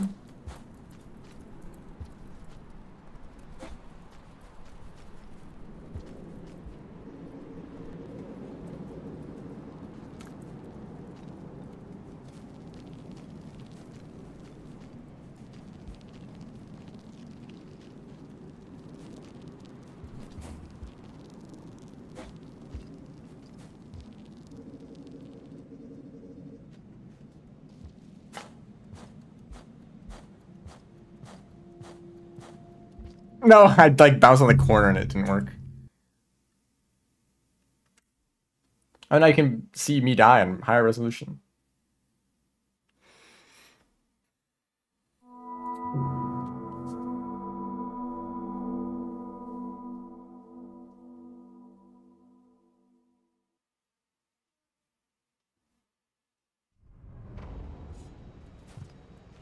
Grinch cat.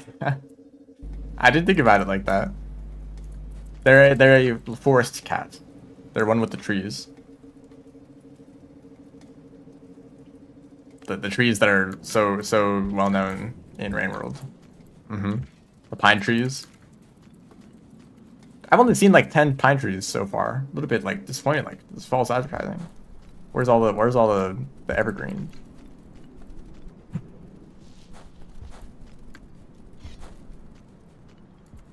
I mean, maybe Sky Islands is not the place to look. Lord cats.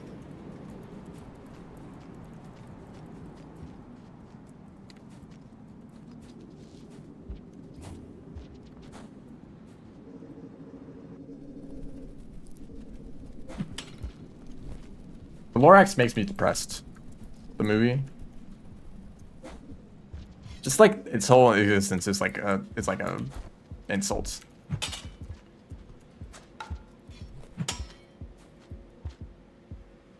Oh, it's been a while since I got this.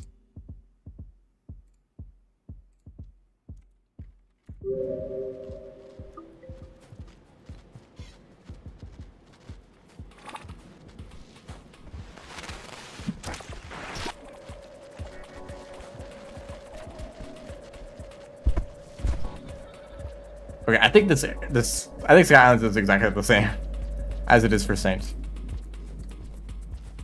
I might just speedrun through this area then.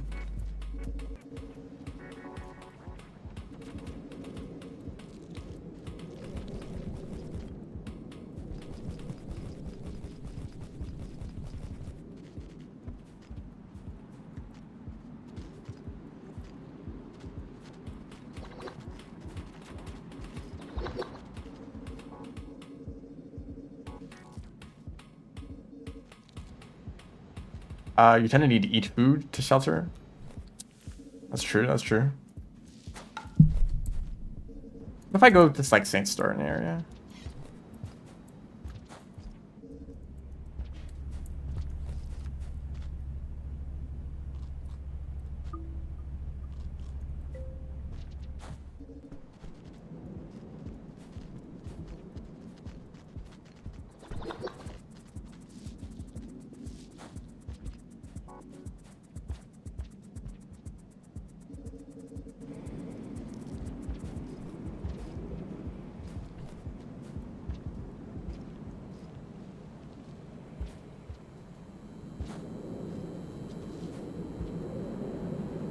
Hey, I'm like also green, you know, so maybe maybe if I just like sit here for a while and meditate or something. There's a vulture.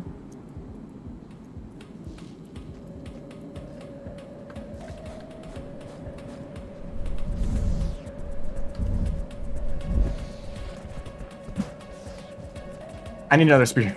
I can create spears. Why did I jump down?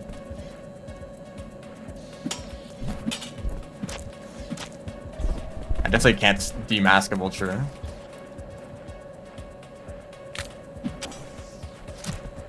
Maybe I'll just kill you then.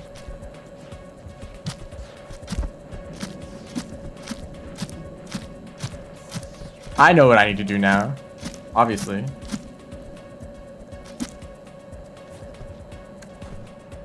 Hell yeah.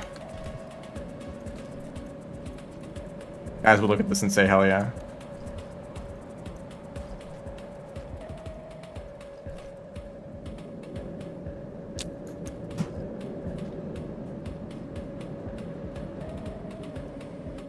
You've been playing Spearmaster? I'm sorry for your loss. Look, I haven't played Rain World in like a month, and I feel great.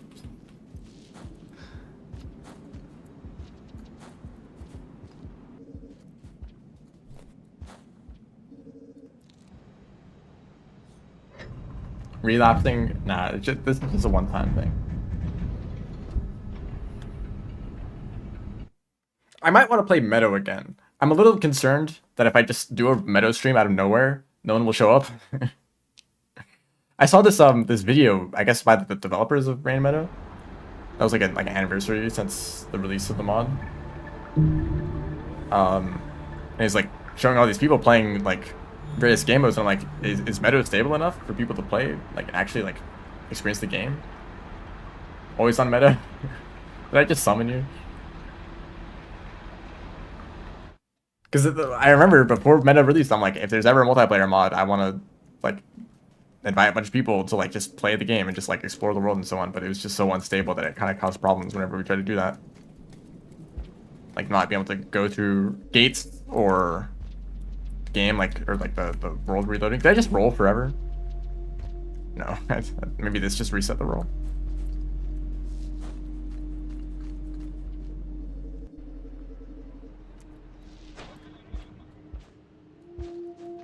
Also, people playing Meadow for the Watcher.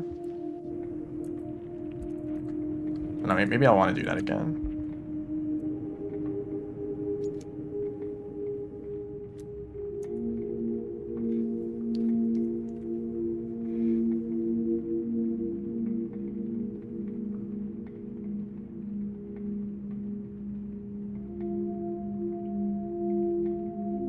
Can't you like time travel?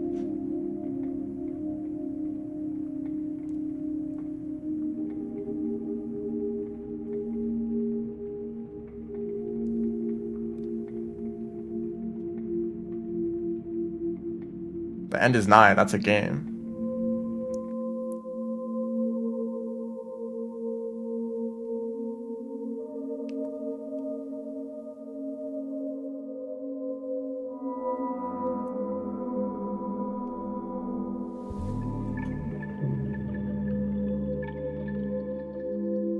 I kind of think at the end of the night as like a pretty good platformer, but then I play the game and it's like really annoying. I don't know if that's skill issue or like, I guess it's like a rage game, but it's like not very pleasant to play that game sometimes.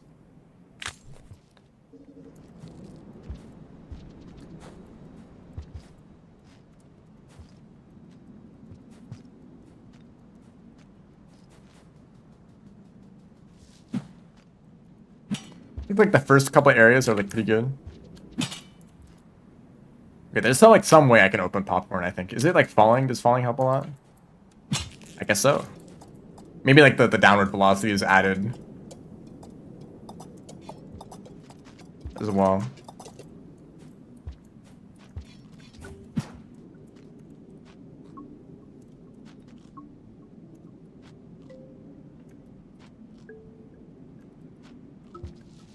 Yeah, there are scavengers right here. Maybe. It scavengers. I guess I can give this to the merchant if I don't find this guy.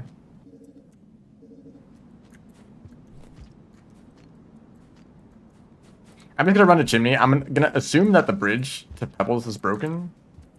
But I want to check anyways. Actually, we literally saw the facility like falling apart, so like that wouldn't really make sense if it was there. Maybe like that part of the structure like is still standing somehow.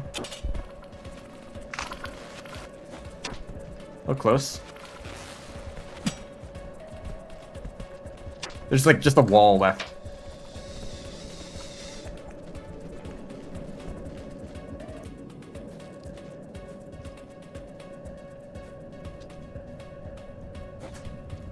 Yeah, so far Sky Islands has been the least modified region. This feels like it's just Saints.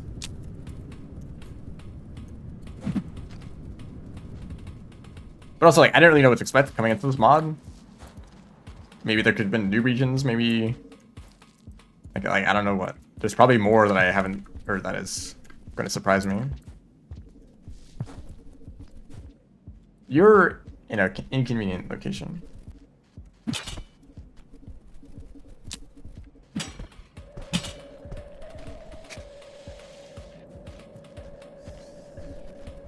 Oh, I see. Trying to... Oh, I see. You're just better.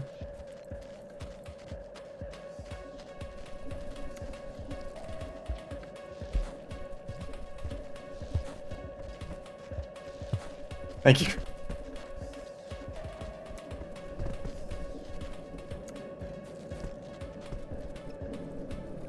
Yeah, meta mode is fine, obviously, but meta mode is kind of boring after the first few times of playing it.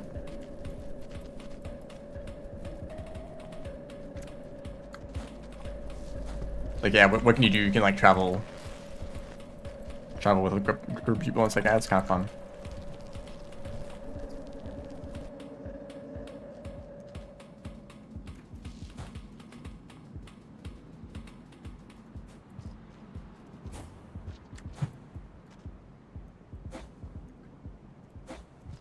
I guess also part of the problem is if you do a stream, we just let everyone join. There's a point where there's too many players and it just kind of gets less and less stable.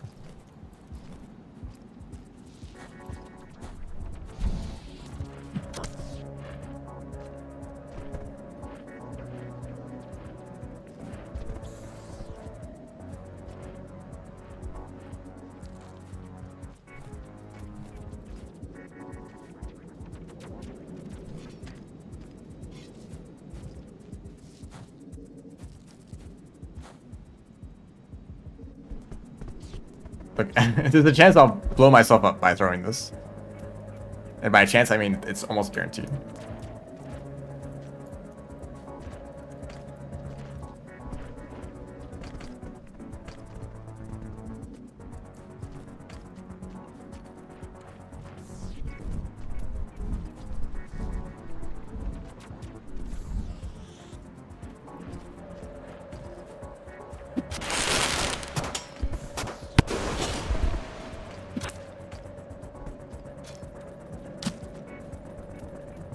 Yeah, I killed this guy.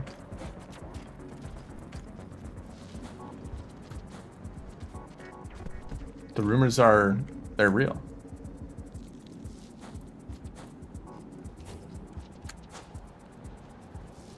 I don't really know what I'm implying by saying that.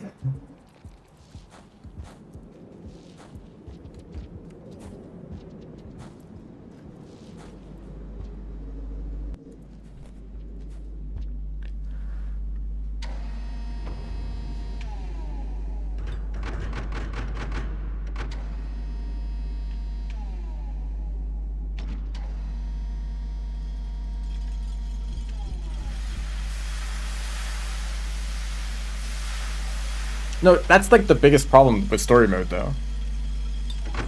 You should, if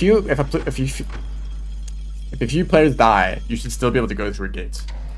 That's like the one thing that I wanted to be changed since story mode like existed. I'm like, oh, it's just a bug. They'll fix it in the next update, and then it never got fixed. And if it's still a thing, then I that's like the biggest problem still. Going through memory crypts is a huge pain because if one person dies, which is like not unlikely in memory crypts, if one player dies, then you can't progress because there's no shelter before the gates. There's a couple other areas where there's like a gates but no shelter in a convenient place next to it, like farm areas.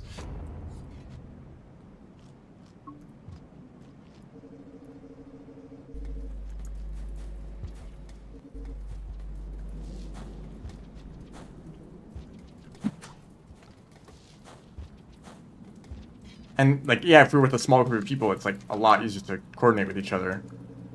But if you just like want to let everyone join, which is like, you know, that's a different kind of experience, you know, but one person messing around and dying because of it slows everyone else down in the process.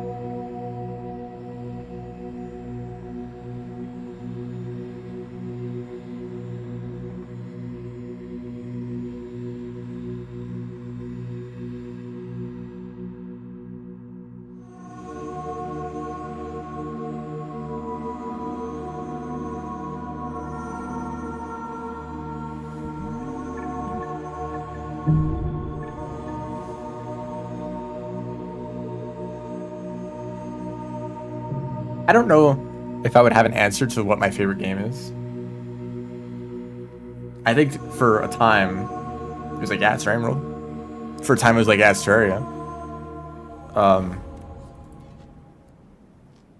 But I have so many unpleasant experiences with Rain World that are more recent. Like, oh yeah, remember when I like played Rain World like 3 years ago and it was like peak? Yeah, remember that experience? It's a little hard to remember because I've not been doing that. And obviously it's impossible to do that. You can't just, oh, that's fine.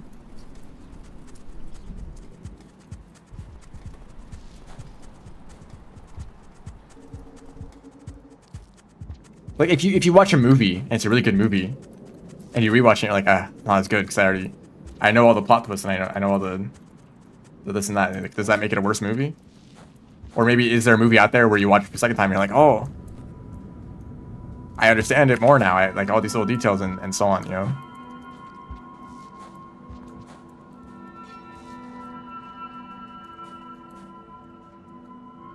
Because Rain World is like 3 different things to me now. it's like, or maybe like 4. It's kind of confusing. It was like, oh yeah. Actually, my first time playing Rain World was not really that kind of experience. It was more like my like 3rd time playing Rain World. And also like watching like lore videos that may have been full of misinformation, but let's not worry about that.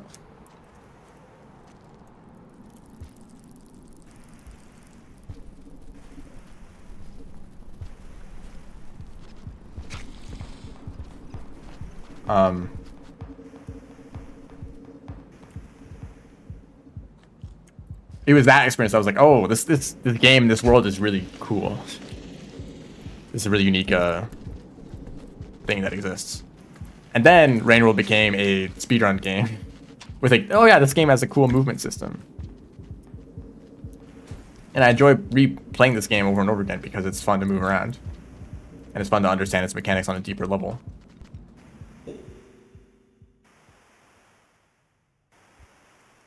And then it became like a game of like just caring about like getting world records and getting like doing speedrun and stuff. And it's like this kind of this process kind of sucks actually.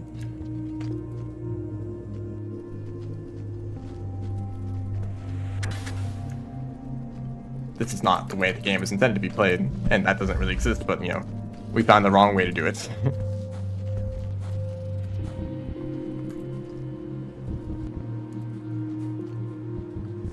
And then like after a while, it's like, well, I'm just seeing this game as like an environment for like being competitive, like trying to do speedruns, trying to like video games, PvP, all that stuff. Okay, suddenly it's different again. We're back in the root zone.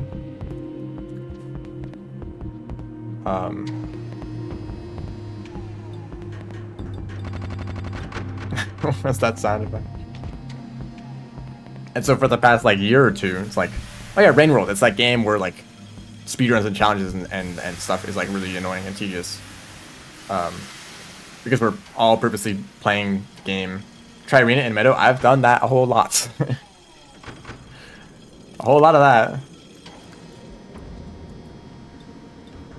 that. Hoarfrost Gardens? See, if I was still like good at Arena, I would have hit that lizard.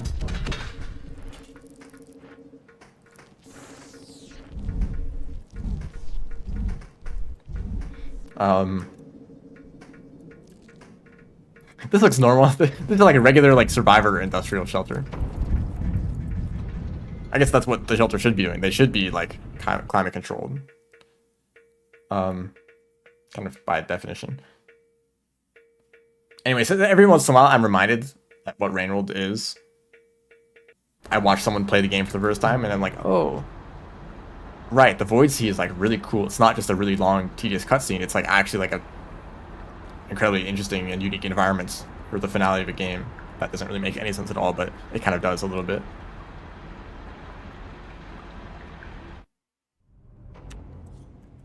You know, every once in a while there are reminders. Like just when I was talking to that echo up there, I'm like, damn, these echoes are really cool.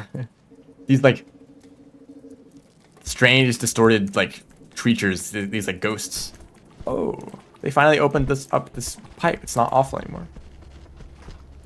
Map does not show that.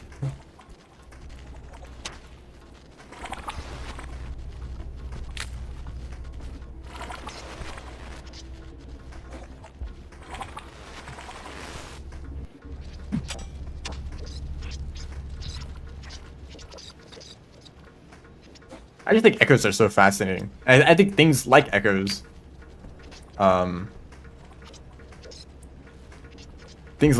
make the game so interesting, because you're already like intrigued by like the ecosystem and the controls and just the way the whole world is unique compared to other games. You know, you're immersed. You're like a little rat in a just like trying to survive. You know, and then it's like, okay, the game is interesting. The game is interesting. It's intriguing.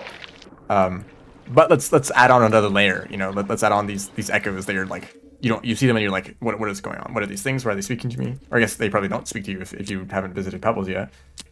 Visiting Pebbles, its own like entire level of like insanity of like, suddenly I'm in this like sci-fi like mega structure with like zero gravity, and this robot that's talking to me and talking about how I want to escape the cycle.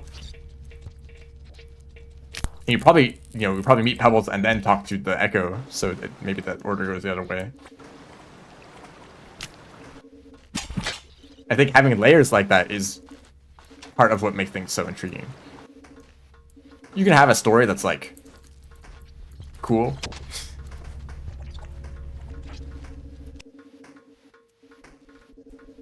Memory erasing technology. I don't know, I think I'm good. So like, let's just make something up right now. Let's say we have a fantasy world, and it follows all the tropes. It's like you got your, adventuring party, like in D&D. You got like some sort of evil like villain dude, like a mage or a demon or something like that, and they want to take over the world, and you got to go on an adventure and stop them. And okay, you can make a good story out of that. I mean, it's pretty generic, but you could probably find a way to add some unique character arcs and such. Oh, that's a lot of water. You can make a good story out of a setting like that, and it'll be okay. Maybe if people can like get past how generic that is. But then you can add some sort of extra layer onto that. I don't know what that layer would be. It would take a little bit more thought. That layer could be as simple as the fact that this world is so generic can let you kind of play with people's expectations. Like, oh, we expect these basic tropes to happen, but actually they don't. And what would happen instead? I don't know.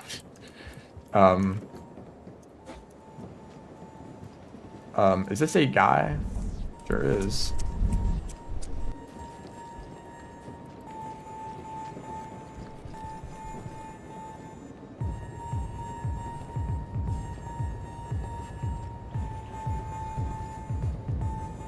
Clair Obscur. Okay, spoilers. If you care about Clair Obscur Expedition 33, then leave for like a minute. But I'll be pretty vague still. You go through that game, and like this is a pretty cool environment. It's all like it looks pretty cool and unique. And then you get to a certain point of the story, and it's like, oh, I understand now.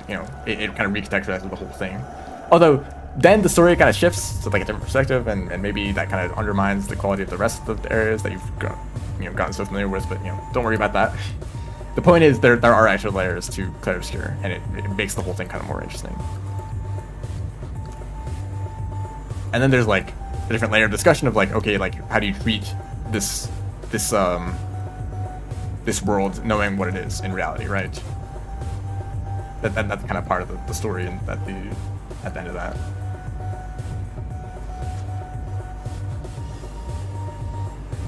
It helps that the game also looks insane and incredibly unique in its setting.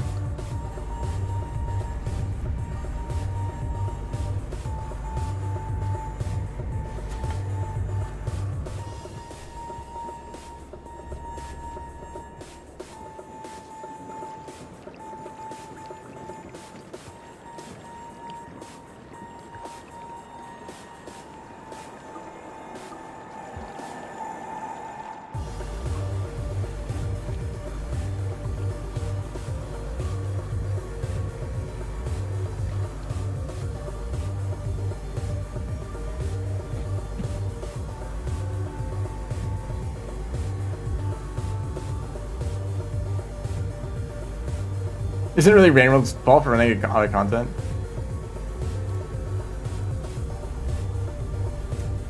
Is this blocked? For real? For real? No. Some pipes have been blocked. Unexpectedly.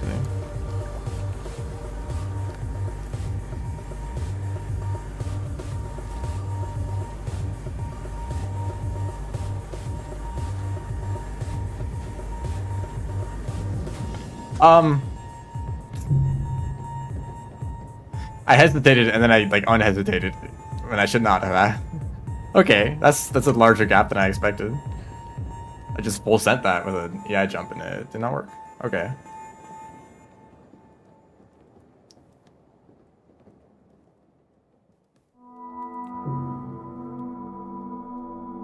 Well, actually, I will say Rainworld didn't run out of content. They proceeded to add more content with Downpour and with The Watcher. And in some ways, that has reduced my opinion of it. Although that too, I kind of don't really know how to feel about. Because I probably enjoyed playing Downpour. There's a bunch of new stuff and a bunch of new characters, a bunch of new areas. And maybe we spent the next 2 years complaining about everything in the DLC. But I also just spend that time playing the DLC more, because the characters have like fun movesets.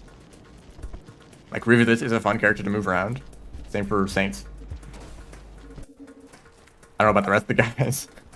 The rest is like that's you know, the quality is all over the place, but you know. And then Watcher is its own bag of, I don't know.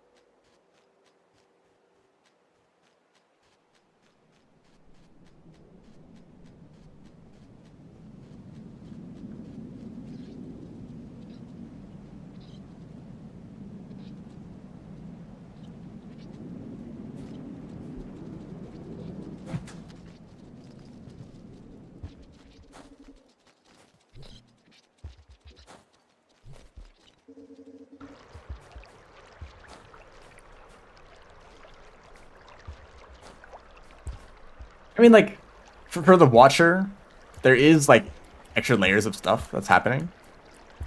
Did I miss my Karma Flower? I didn't notice. There's like all the stuff that has to do like with the Prince and with the Weaver. I guess that's all like extra layers of stuff. But it's all locked behind such tedious gameplay, it's like not even worth it.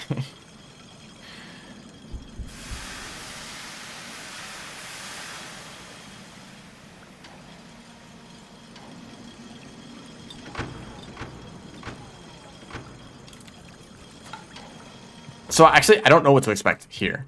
Is this just going to be more of like what Saints does, or is this like? Because like the whole point of this campaign, the text that's under the character select, it's like you have to go explore Pebble. It basically just tells you outright.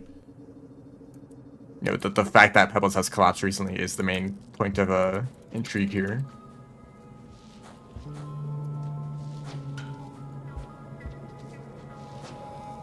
But that's kind of what Saint was all about, you know, so what's different? What's going to be different here?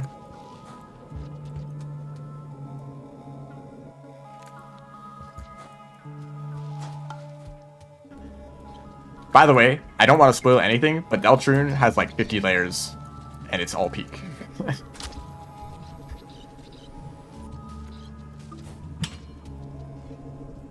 Deltrune is very good. Oh yeah, usually for this region, I like to go down this way.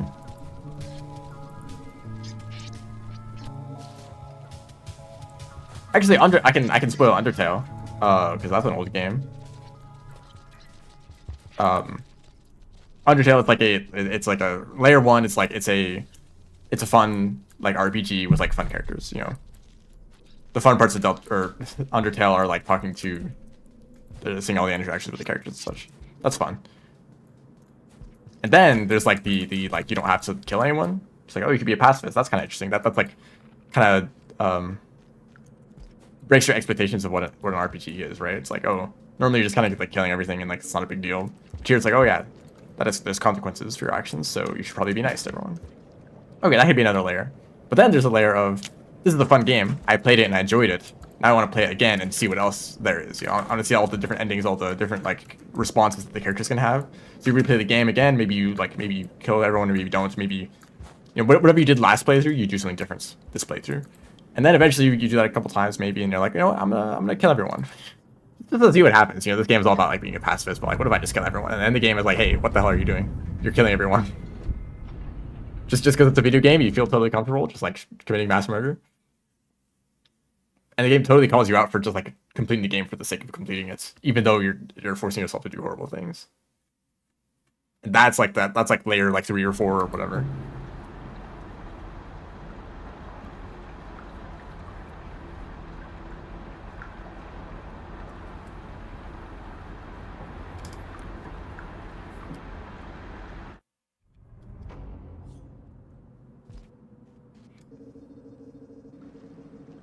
Think of onions.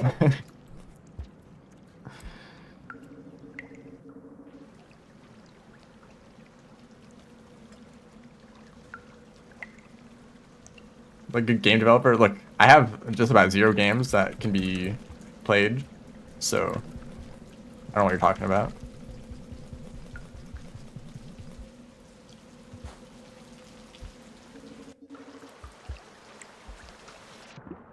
I just realized it's gonna be a lot harder to get to Pebbles because I'm not Saint. Saint has some movement abilities that makes this easier.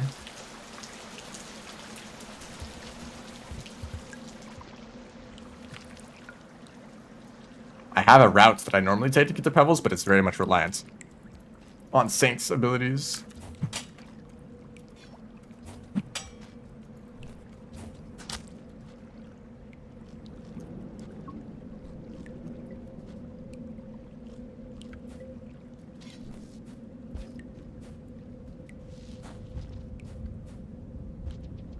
I guess that's another thing that might be interesting about this campaign. Like, oh, it's Saint's world state, but you're not Saint.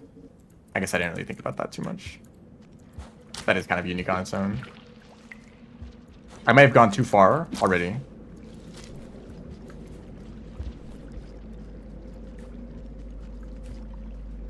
I mean, how is I supposed to get up this room? Actually, the map can just, like, not work. Nice throw. Is that solid? It's not. Of course not.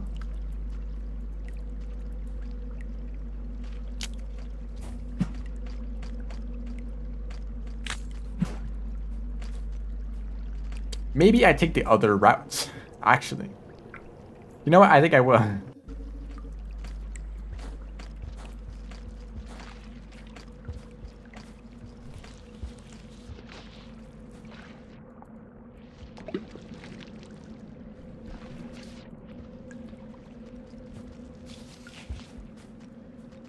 Like, how do I get back up? Okay, well, I guess I'll keep moving forward. I assume the mod will make any necessary modifications to the world. Also, that was me getting saved by my cloak. Coat.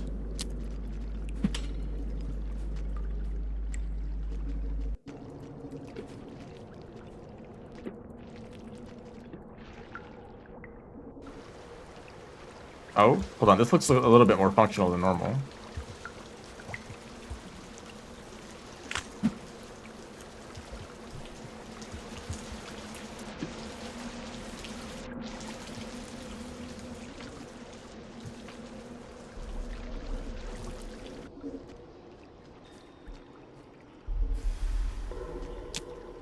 Heat condition?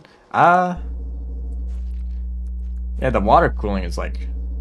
They got water in here, you know?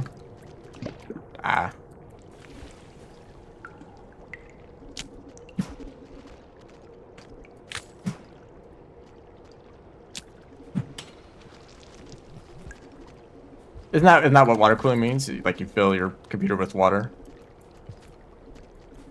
It keeps everything cool.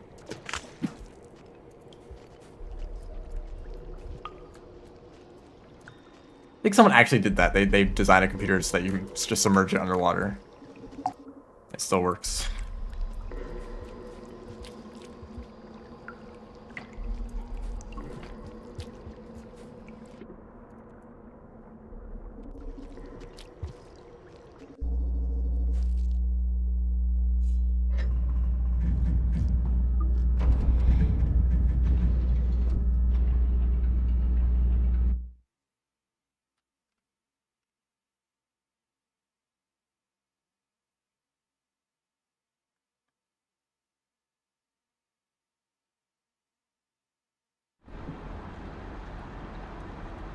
You know what? I feel like I should talk about this. Although I don't know how familiar everyone is with Silksong. I feel like I really enjoyed Silksong.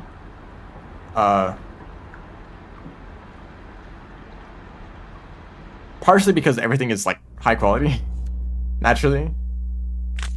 Like, you know, the art is good, the music is good, you know. The world building is interesting. I think the world building is a little bit less interesting considering it's kind of the same story as Hollow Knight. Like, oh, there's an infection. Everyone is best.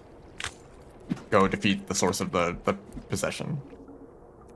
Except Hollow Knight has a whole layer of, you know, the Hollow Knight. And like creating an empty vessel to suppress the infection. And that's really cool. But that part of the story is kind of completely missing from Silksong. But what I do probably enjoy most about Silksong is just the gameplay. In the most basic sense, it's fun to move around. It's fun to fight stuff. I did a whole playthrough of the game using a mod to set my damage to 1, just so that bosses wouldn't die quickly, and I could like actually like learn the fight and get used to the combat with every enemy individually. Hello, welcome to the stream. And I really enjoyed that playthrough. I think that was one of the highlights of my experience with the game, is actually having to sit with a boss fight and fight them for like 10 minutes straight and actually like learn how to dodge their attacks, not just face tank it with high damage and tool spam. And I've seen like people do like no-hit runs of bosses, but they're kind of, oh, you're pacified. They're kind of like underwhelming. Like, oh, cool, you defeated the boss without taking any damage, but you used every single damage upgrade available to you. Excessively so. You use like there's like items that like give you damage at the expense of taking more damage yourself. Obviously, if you're doing a no-hit, that doesn't matter.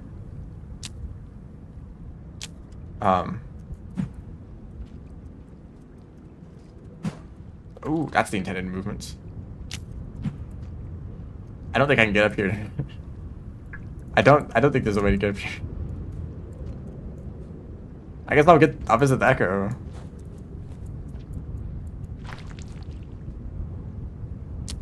Oh yeah, the whole like pilgrimage thing was pretty interesting.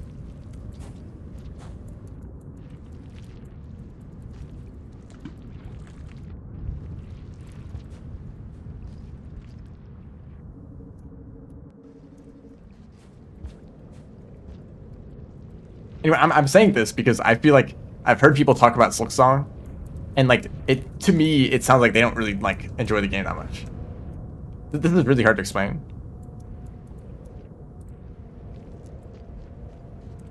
Because like I don't think the average player is gonna spend so much time practicing movement, learning like speedrun tech, learning like the ins and outs of combat. Because I did so many playthroughs just focusing on combat and learning boss fights and like speedrun strats. Like I would just spend like hours in one room fighting a boss over and over again, and it was like the most fun thing ever. Those boss fights are great, but most people's experience of the game is like, ah, damn, this boss is hard. I guess I'll like spam like the cog flies and defeat them in like 10 seconds. That's my strategy. Like, yeah, are we playing the same game? You did that, and you're like, oh yeah, let's get this game of the year.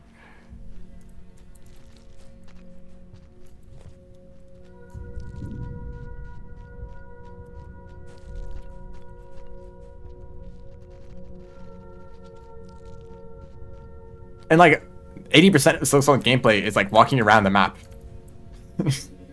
aimlessly. You get requests like, oh, I guess I'll go walk over to that guy, and you walk over there for like 10 minutes. And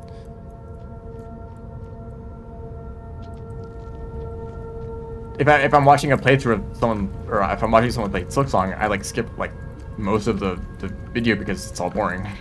And it's like running around, and that's like, oh, here's the part where they get to a boss fight. Oh, actually, it takes them like 20 attempts to defeat them, so I'm just gonna skip that part too. And oh, here's where that cool cutscene plays. Okay, time for another like 30 minutes of wandering around. Now they're backtracking to go grab this like random item that they're not gonna use. And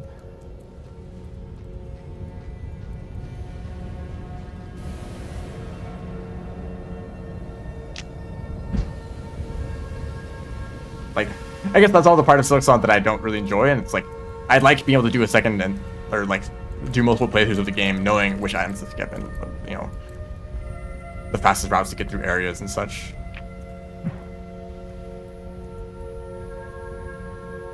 Or like knowing where not to spend rosaries.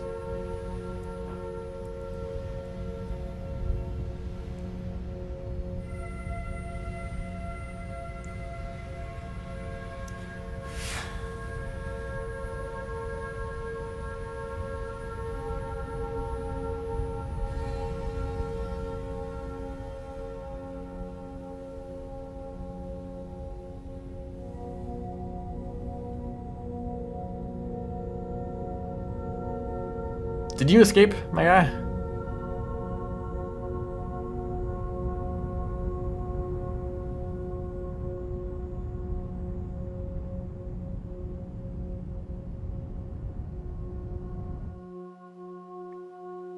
So that's true. I have not played many Souls-likes.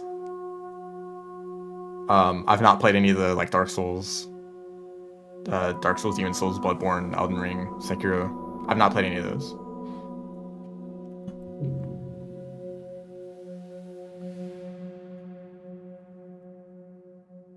And I'm not really interested in them. Maybe because they're 3D. I don't know. Like I played Nine Souls. That game is kind of 2D Sekiro, and I really like Nine Souls. So maybe I'd enjoy playing Sekiro, but I don't know. I don't really care.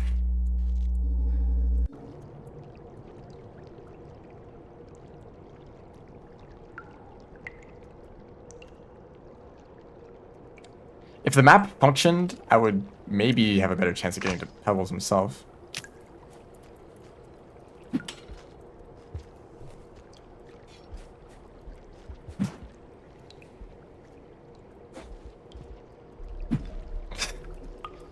Maybe that's not the way to go. From when I enjoy them in the distant future, okay.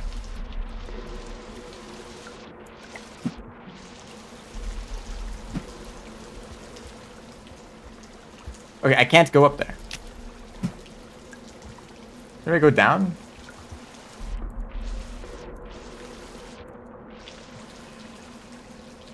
Like, is that like Souls like? I don't think so, because Silksong is very fast. It's very it's like a fighting game, more like in combat it's like a fighting game. Souls games look very sluggish in comparison. Like every attack you do is so slow. Although I guess maybe because I only watch people who play with like great swords or whatever they're called. Like the slowest weapon you could possibly pick.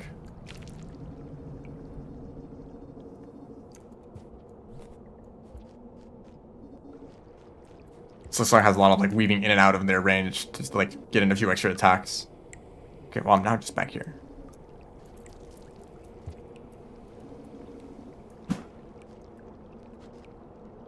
And also like the platforming. I like the platforming. In Silksong. The Souls games are not platformers. You can't even jump in most of them. Pick a Reaper Crest. I like Reaper Crest though. And well, I don't know. I think I like it less. Now it just has really satisfying animations. Like pogoing someone with a Reaper Crest is very crunchy.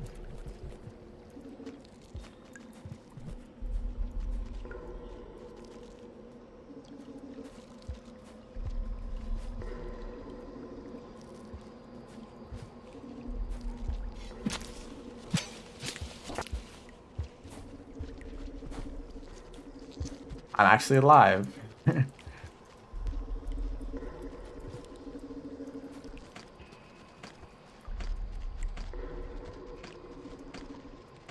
I don't know, there's just some games that are like this for me where I just decide that I don't want to play them, and I never do.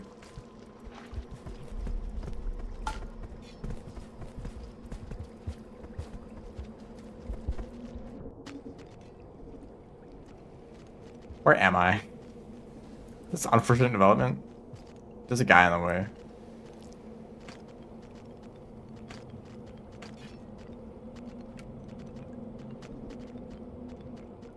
I feel like Reaper Crest. I'm actually really disappointed.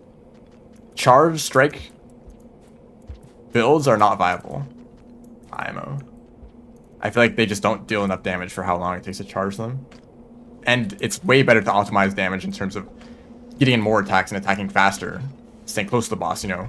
Rather than stay away from the boss, charge an attack, and then do one big chunk of damage every once in a while, you know? I feel like it's just like Charge Strikes do like. I can't get up there either. Charge Strikes do like 2.5 nail damage most of the time. Needle damage, sorry.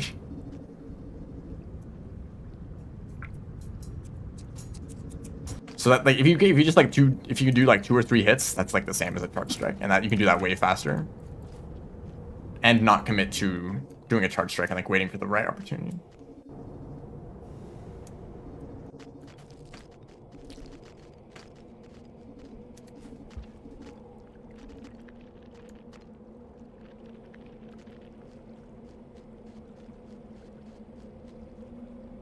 And like a Wanderer's Crest, that's like Wanderer's Crest is all about doing attacks super fast. And the charge strike just like does not deal enough damage to justify not doing attacks for so long. And it's not even one attack. It's like a flurry of attacks with the Wanderer's Crest. So you think, okay, this charge strike takes a long time to come out. So if I manage to land every single hit of the charge strike on an enemy, it should do a ton of damage. But actually it doesn't. It's actually kind of still like underwhelming. And you're probably gonna take damage trying to land the whole charge strike. Also, like a bunch of enemies are like in the air, and it's really hard to hit enemies in the air with that.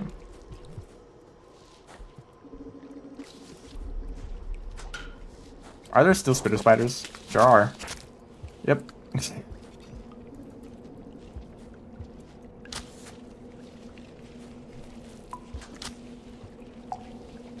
Surely that rock will stun them for long enough. My spikes! Oh shoot, my spikes actually saved me.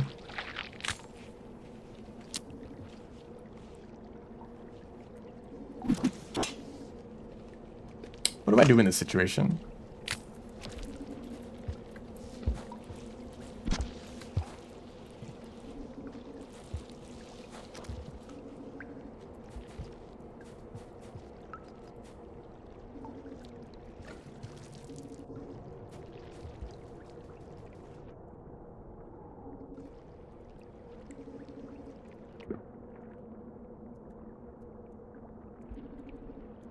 I don't know where to go. I guess I'll try to go far left and then up from there. Definitely not that position.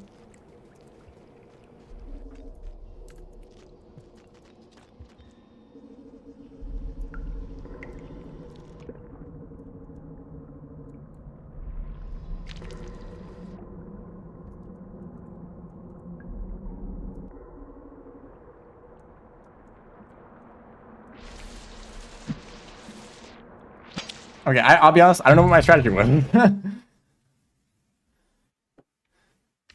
Maybe the strategy was just to die, so I can take a different path.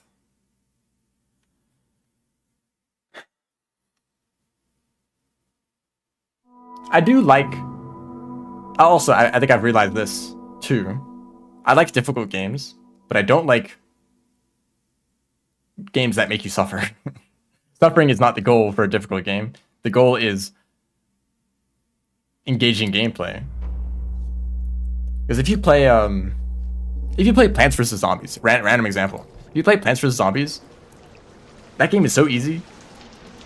You can use a totally like random strategy, put down sunflowers, put down some attacking plants, and even if your defense like totally fails and it sucks, all of your lawnmowers will clean up the last wave, and you'll probably make it through the levels, right? You can totally just autopilot Plants vs Zombies as much as you want. People have done all sorts of challenge runs that like do not seem like they should be possible. Because the game is so easy, you're able to get away with doing so much stuff. Not the pipe that I want to go into. If the game was challenging, if they hit a right balance, then you'd be forced to like manage your economy well. You'd be forced to like actually pick strategies that work well together, that work with the stage or counter the zombies or whatever. It would force you to strategize. But then there's like you can go too far with the difficulty where it's like, okay, now like I'm forced to use one strategy because none of the other strategy will work. Like I can't do anything else to win. I have to do this one optimal strategy to win the game, or else that's like where it can't go too far.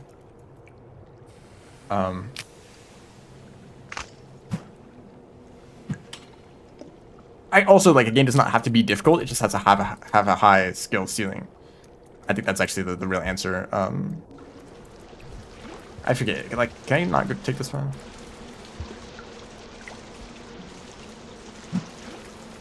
Because even if the game is technically easy, if it has a high skill ceiling, you can still like push yourself to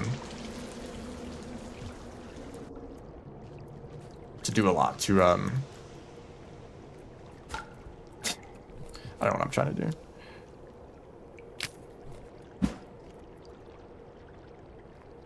Like you can like do speedruns and like push your abilities to do movements and like reacts and stuff separately of, you know, can you beat the level or not? You know, like obviously you can beat the level, but can you beat the level this fast?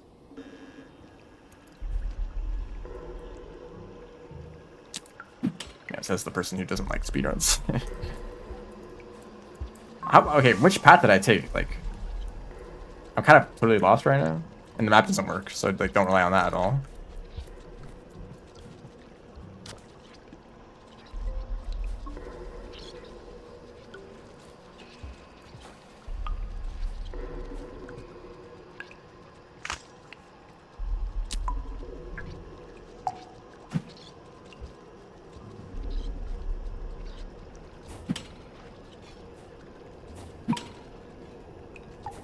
Well, usually, usually when I'm in this region, I'm playing the character that can fly, essentially, so it's a little bit more challenging to navigate.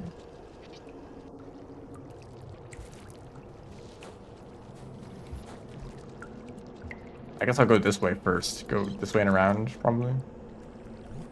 Just like my first playthrough.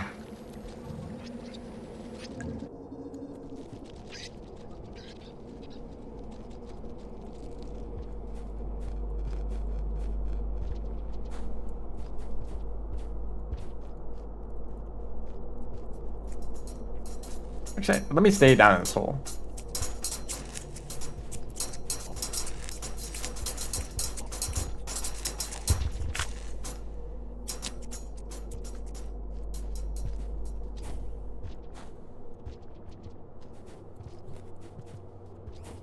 Like, okay, why when you die to a boss in Slow Song, why do you have to respawn really far away from it and you have to run all the way back?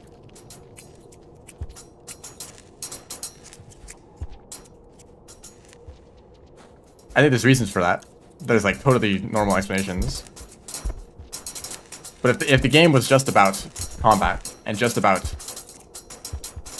incentive to not die, okay, the incentive to not die is to beat the fight. You can't beat the fight if you die. Yes?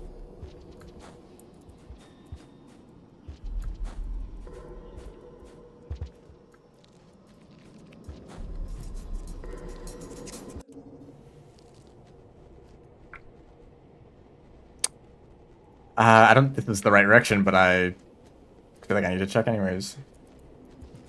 The runbacks aren't bad. No, they're like totally acceptable. But they could also just be removed completely, and no one would complain. They'd be like, man, I wish there were runbacks. Like, why aren't there runbacks in this game?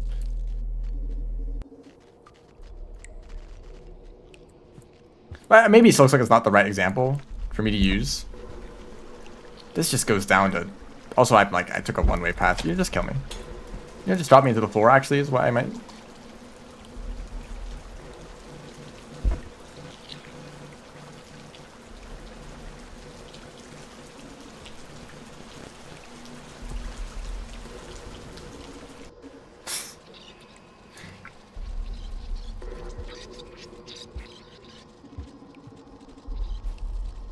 I'm really stuck in this area. Yeah, this just goes to the wrong region.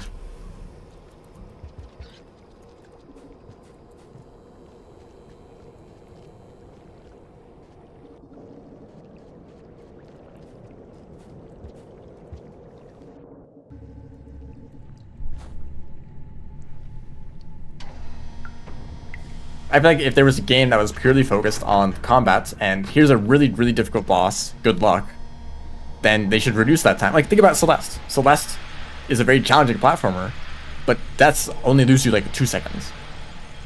Respawn times are super short. The game is still challenging. It's still hard to beat the game. Partially because like I guess like, you know, it's more about like perseverance. It's more like, can you keep going, you know, knowing that you're like, you keep throwing yourself at a wall that you keep dying to. Can you find the strength to keep the throwing attempts, you know, even though it feels kind of hopeless. But that's like part of the story as well. So that's valuable. It's not like every time you do an attempt, it's like, okay, I gotta be super careful not to die, or else I lose all this progress. It's like, just like Toronto, or just like keep going at it, keep testing out new strategies, keep like learning, improving like the timing and so on.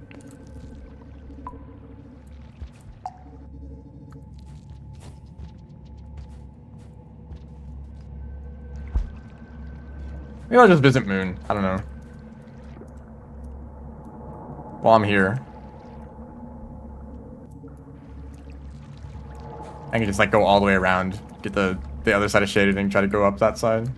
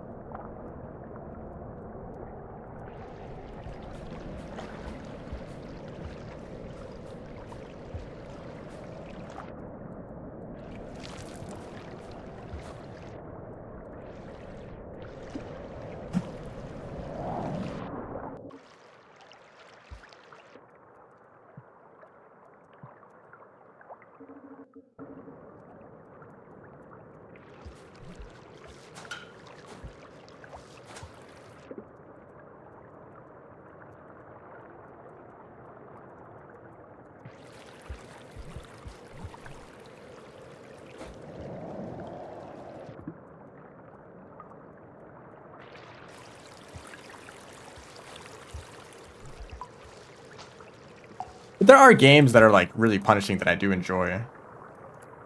Probably like Spelunky is one of them, where it's very easy to die quickly and that's lose all of your progress.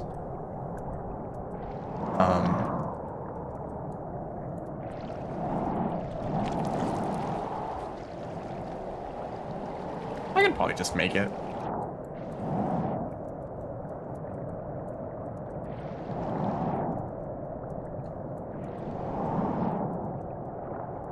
But I do really like Spelunky.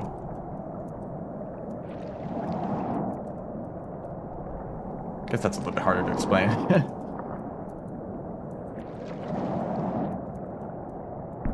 Oh, that like actually jump scared me. I forgot that these even existed.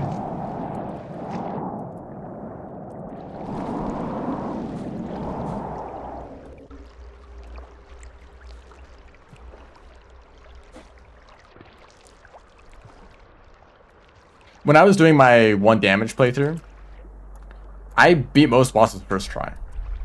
I'm like good enough at the game where I'm probably not gonna die to a boss. I can keep myself alive by playing careful and trying to heal and you know.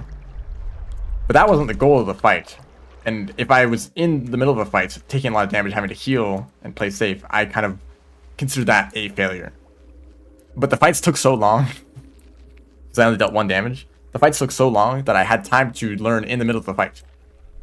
So I would get hit by an attack like 5 times, but then I'd be like, okay, I've seen their telegraph for this attack. I know how to dodge it. And then in the second half of the fight, I would know how to dodge the attack. And the second half would be way better than the first half because I'd actually be familiar with the attacks. I would know how to dodge them, how to respond to them, and how to get damage myself without having to spend the whole time healing. In the process of 1 boss fight, there was no run back, there was no dying and respawning. It was just 1 fight. I got the whole experience of fighting a boss, struggling, and then learning the patterns and improving and being able to defeat it.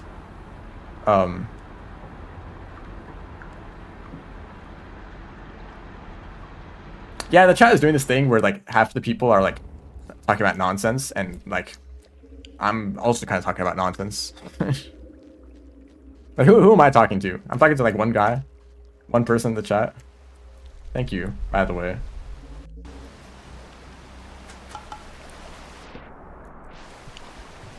I don't know what else is going on.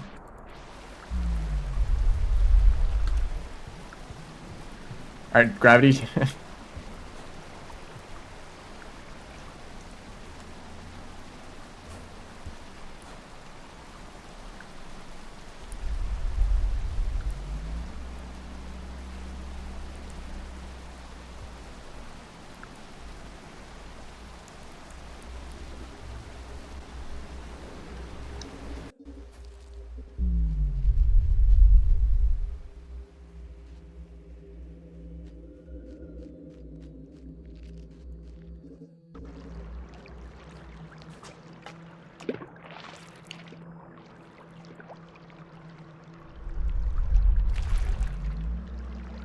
What's up?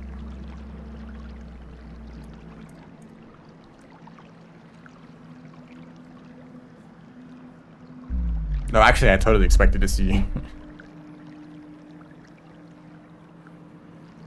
Also, is the echo, like, being weird?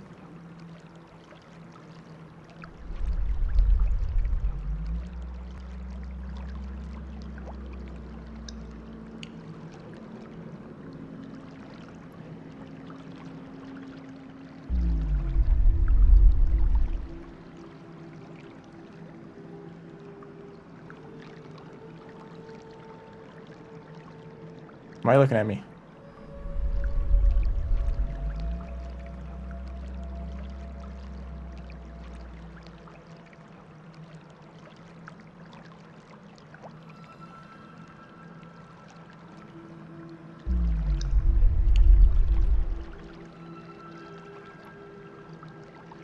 Are you just telling me to go to the depths?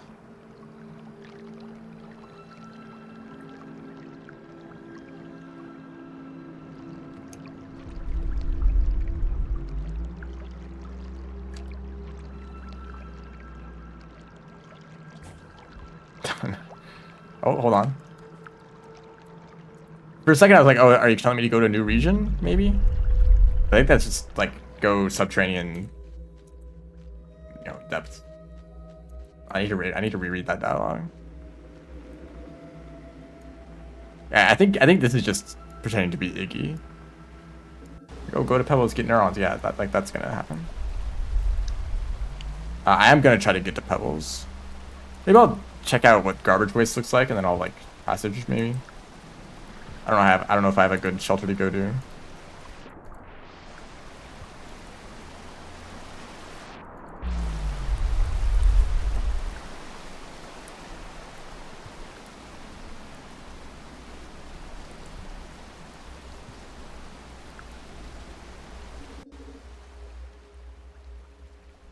I have to go all the way to garbage wastes. Maybe not. Maybe I just passage right now. I think I can passage. I'm not saint. Derogatory. Sorry. I remember there's someone in the chat literally called the saint. Oh, I can't eat jellyfish. That hasn't come up in a while. I'll eat these, I guess.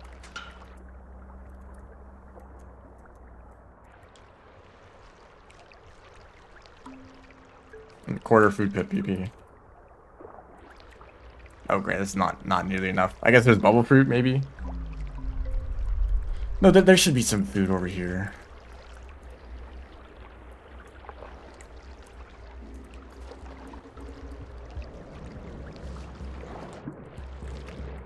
It would be funny if Moon talked all funny because of the echo, but then you can't actually visit the echo, so you never know what she sounds like normally.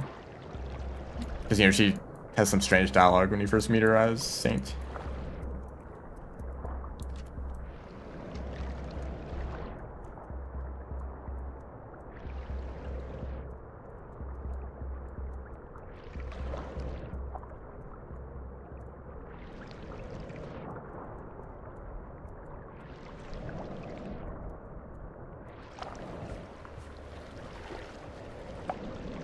There's a lack of Miros vultures and leviathans.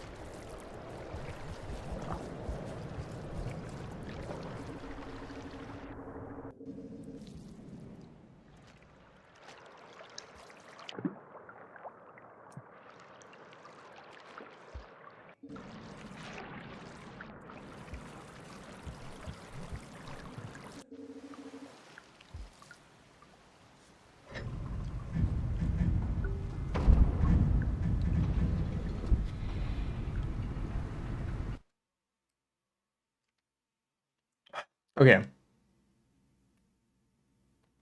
Just, you know, wait for this loading screen.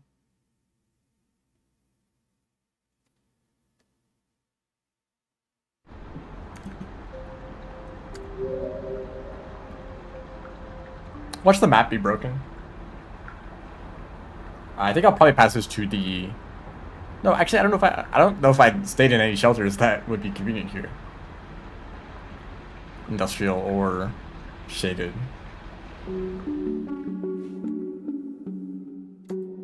Who's that, Silkat?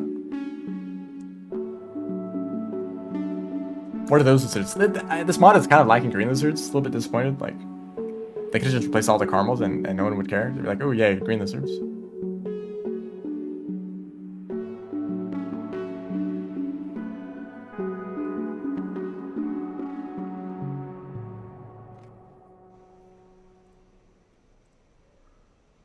Whoops. What happened? I just like tied out of the game for some reason.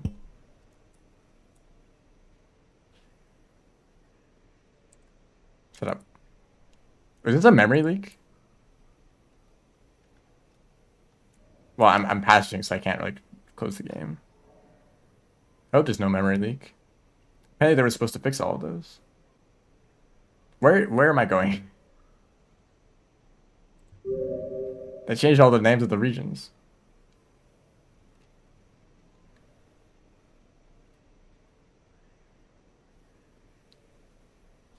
Classic region select screen behavior. I see, I see. It just sucks. Usually it's not as bad. Oh, okay, here we go. Yeah, I guess the shelter's good enough.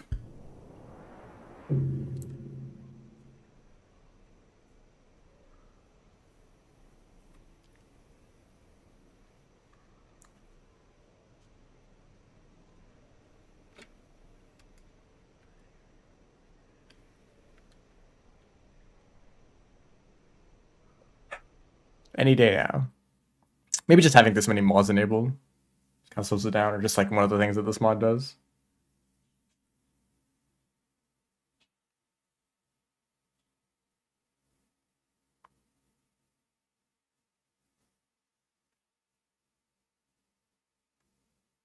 Mm-hmm. Yep. You got it. Rain World. You know, whenever you're ready. Whenever you're you know. Oh, thank you.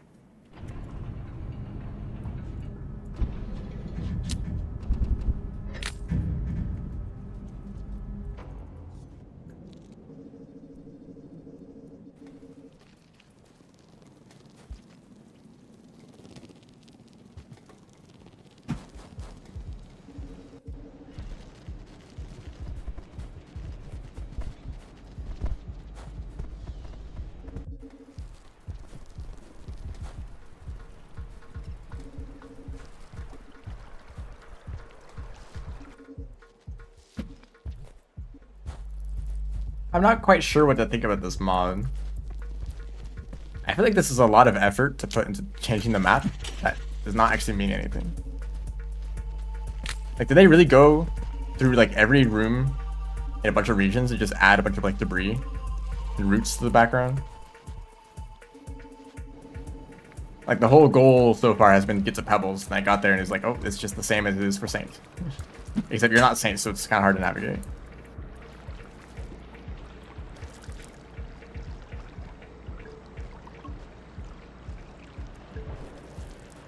I mean, I'm sure Pebbles will have some stuff to say. I think this character is interesting to play. Are they? Actually, how do I feel about that? They can create spears, but the spears are kind of useless for combat. They're still practical. It's nice to have spears, just in case. Getting released from lizards is actually very nice quality of life compared to Saint. Saint has a bit of a habit of dying instantly to everything, so...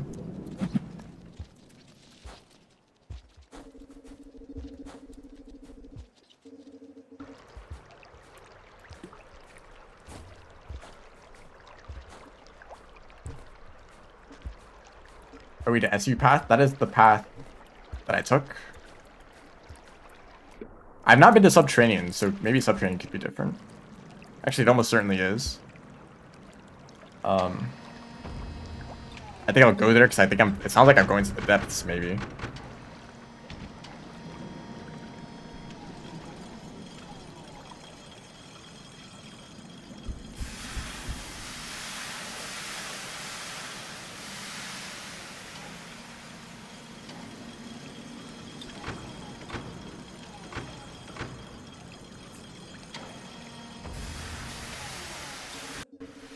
Okay, now I'm wondering, can I climb up silent construct in any way? Is there any possible route?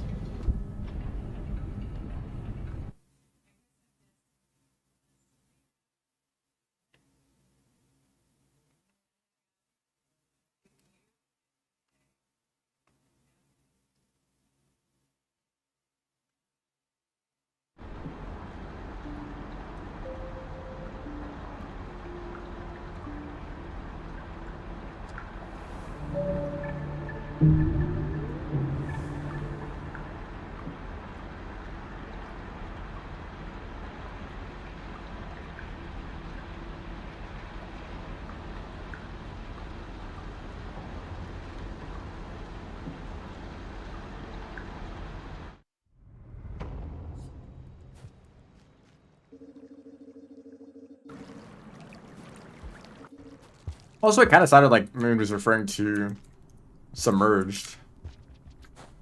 Like go below my structure and then go west. Or maybe she's just referring to underground in general and subterranean is included in that. I guess like if you go down and left in shoreline, you end up in subterranean, so that kind of works out. Kind of funny when you talk to Pebbles, he's like, go west past the farm raise and go down. That's like a whole journey. Like you got to get out of Pebbles, you got to go to Chimney and the Sky Islands and the farm raise and then subterranean. If Moon gave you those instructions to like just go down and left, or go left and down and or I don't know some combination of those directions, and it's like you're right there, you're already in subterranean. That easy.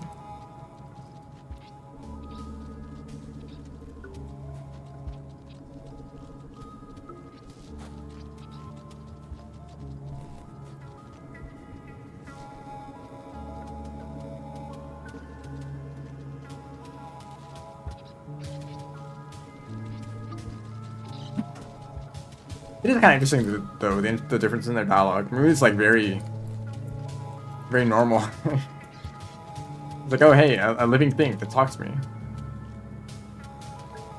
Pebbles is like, oh, you want to like die? Here's your like 10-step instructions. Actually, like we were supposed to like give you a more efficient way to die, but it didn't really work out. So here's like the less efficient method.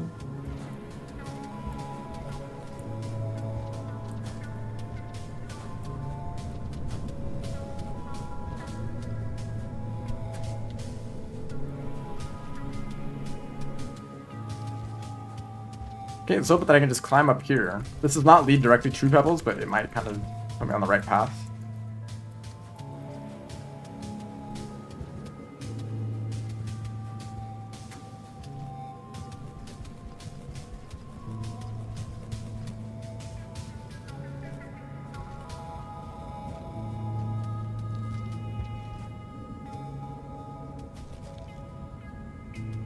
There's an issue. There's the problem.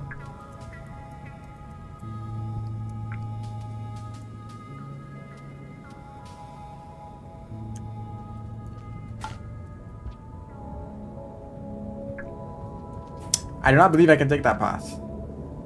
Even if I did some crazy movement tech.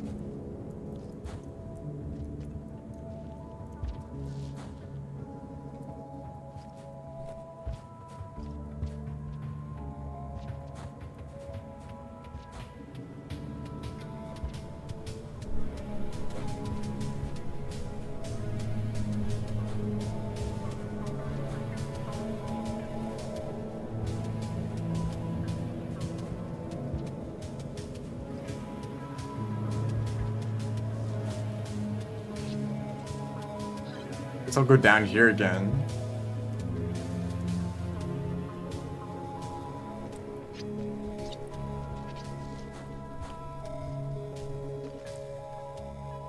What are you? I think you're a scavenger. I really just should brute force my way through that. I guess it could have been a spider, but the spider's not dangerous.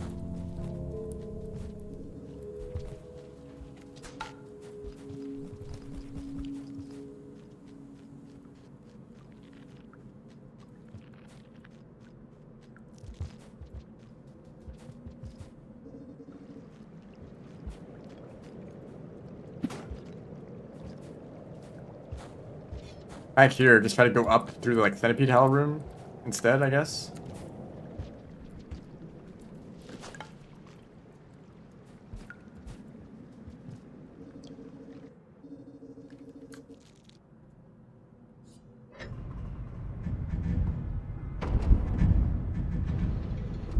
Kind of funny, they went and changed the rest of the map, and then we get here and it's exactly the same, and not accommodating for this character. Maybe they could have changed the environments a little bit so that with spears you can navigate it. Can we, oh, hold on, YouTube chat, can we like not talk for like 5 minutes?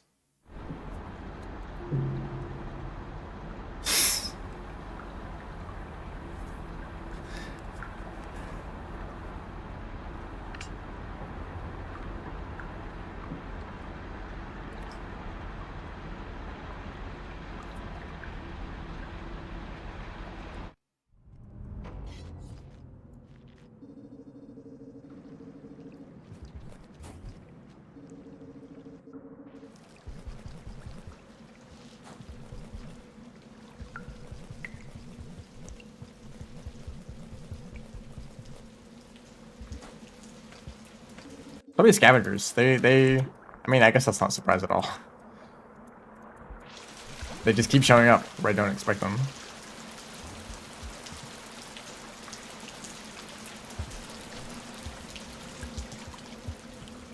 Not exactly seeing how I'm supposed to navigate. Maybe I can get up there. There's kind of a problem, however. Oh, nice. Put me on the other side. Oh, and now I'm like stuck over here again.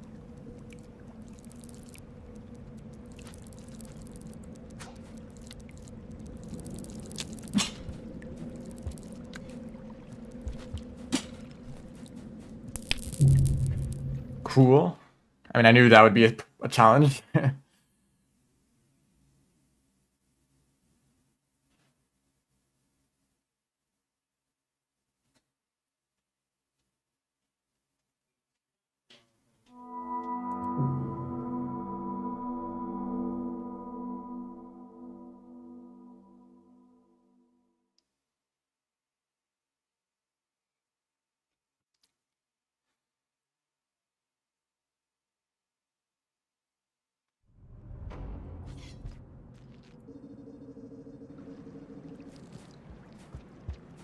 That just reminded me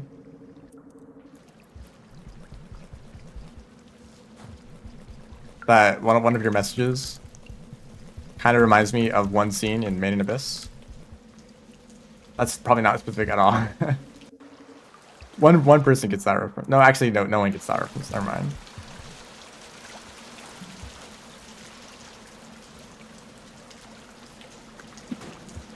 Okay, that's good.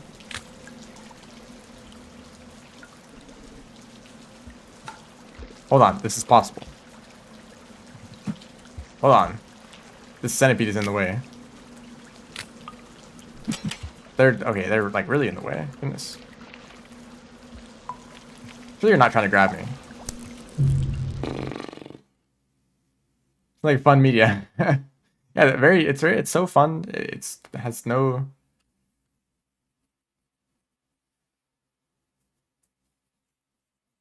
Nothing bad happens. Technically, this room might be possible to climb up. I don't really see any other options, actually, other than this.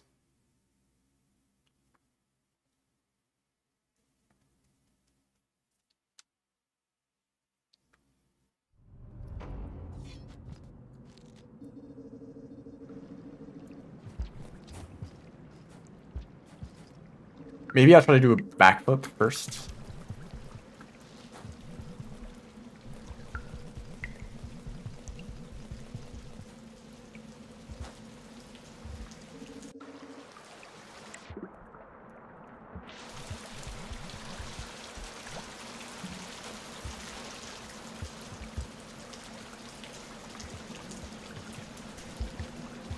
Nice. Yeah, a backflip would be difficult.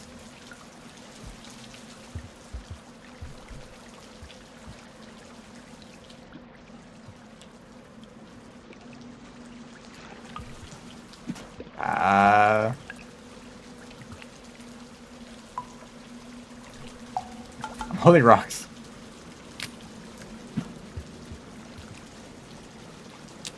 Maybe just a double throw boost would work. Oh, it totally does.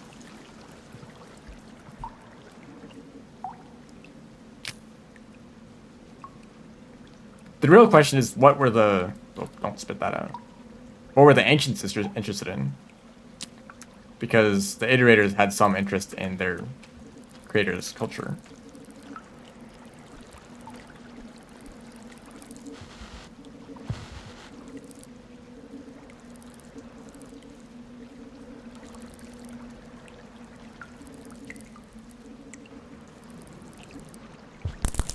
Oh my... I had no... I was trying to swallow the lantern. I didn't know what I was holding. I didn't know which hand it was in. Want help? I mean, sure, I guess. Is this just the wrong path completely?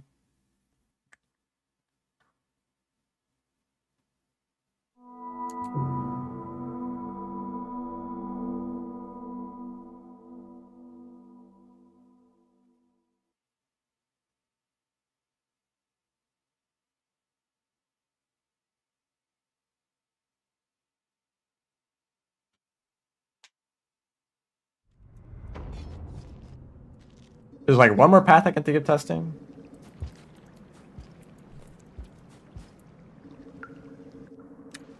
The answer is actually to go into the Void Sea, and you'll be protected by the Void Worms, and they will give you a crazy ability to fly. And you'll fly up, sign a contract, and talk to Pebbles, and be like, wow, you received the blessing from the Ancients. Or not the Ancients, that's already... That name is used up. From the denizens of the Void Sea.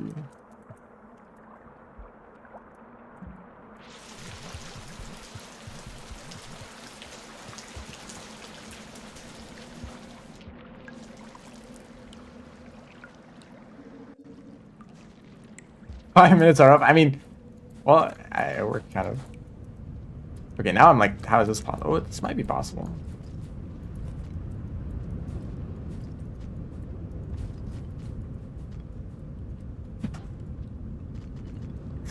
This is technically possible.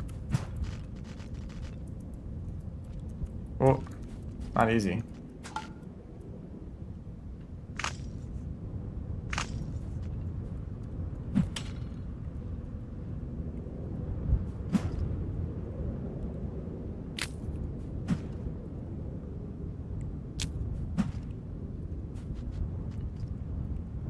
This greed sickens me.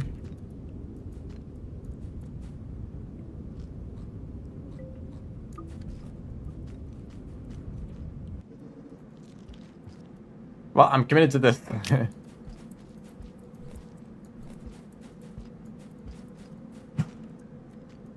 Oh no, that's not too steep. Well, who knows? The map is like... Oh no, this is not even real.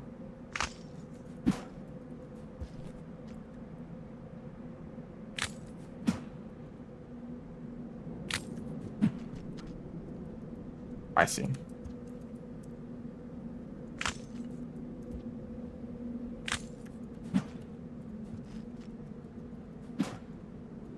I bet the watcher gets real mad when anyone else watches other than them. They're the only one allowed to watch.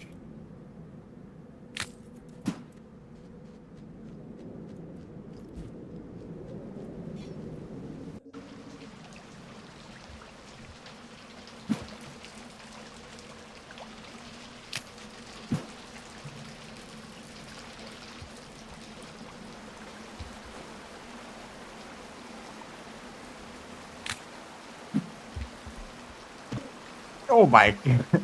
Clown car activities. What was that? Look, I'm like trying to spear it like into the walls right here.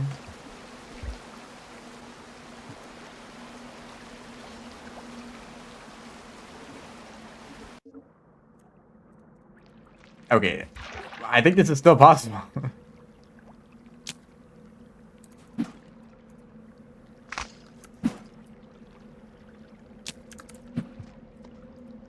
Is that a slope?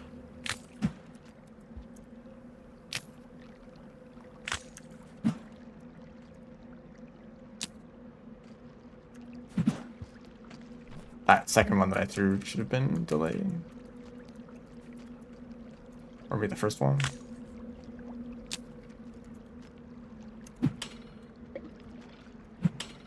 Come on.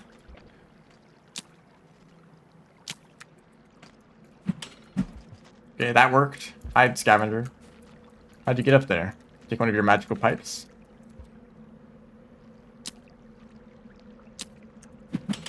Oh, great.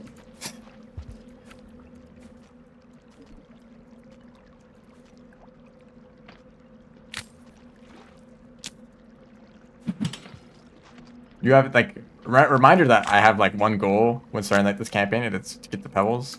So, oh my goodness. Yo, they got some bombs. Maybe that'll help.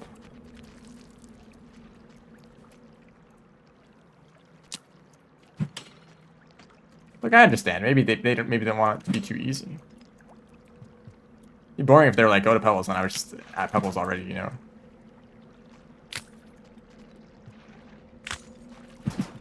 I actually got a proper jump out of that.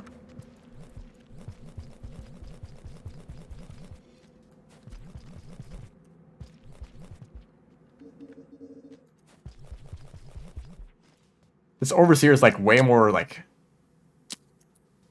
saturated than the normal 5 pebbles color.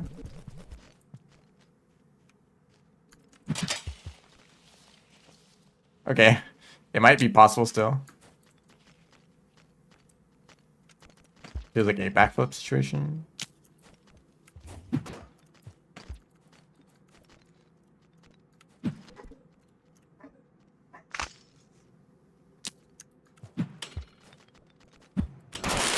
Hey, that's not very nice. Maybe the other side would be easier. I don't know if I can spear this wall. Oh, I can.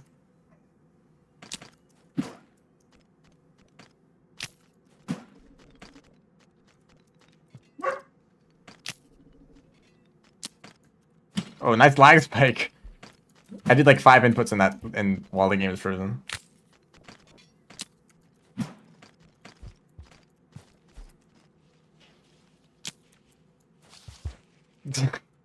He tried to attack me and then got scared like mid-attack.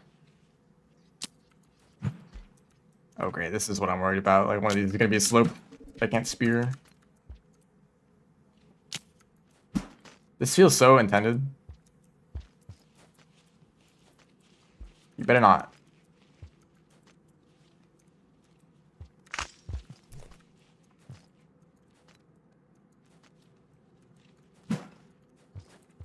Ooh, and I got some food. And the scavengers managed to find their way here and fall down immediately. You don't understand the struggle that started to get me here, you know? You're going to achieve what I struggled for so long, and you're just gonna throw it away like it doesn't even matter? You know how insulting that is? Like, wow, if I just got what you would spend your whole life trying to do for free, I'm just gonna throw it all away. Because who cares? I don't see how I'm doing this.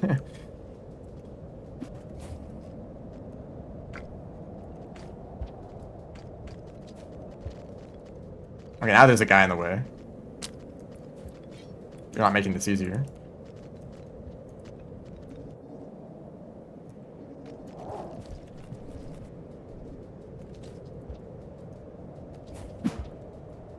What kind of spear was that? Hold on, there's a way to finagle this.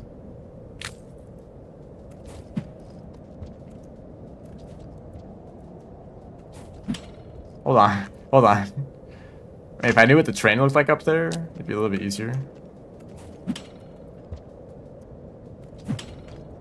Did that kind of up spear? I don't think that'd be far. Oh wait, that spear just, or that pole just, goodbye. Does this pole just extend outwards? It totally does. So I was wasting my time. Whiplash turn storage? I don't even know what that means. I might be a little bit outdated on the Brain World tech.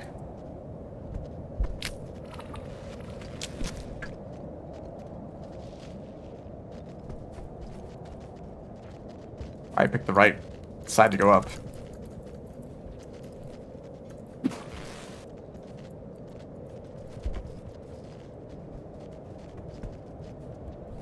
I'm technically making progress. I feel like I might hit a dead end at any moment. And I also feel like this might not even lead to pebbles. I suddenly get that feeling a lot more right now. Because I think I'm supposed to go in the other direction.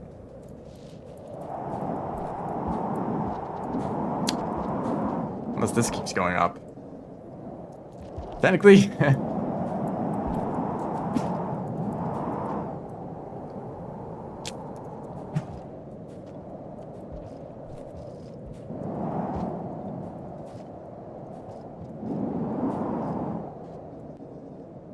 Yeah, this feels like the wrong way.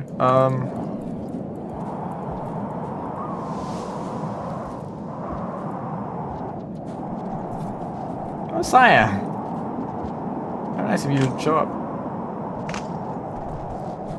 He doesn't even care. Well, I can visit this, like, group of clowns over here or something.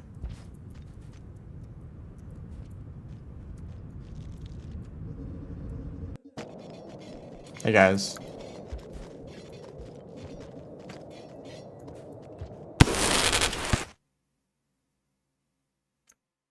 I'm not even dead. What?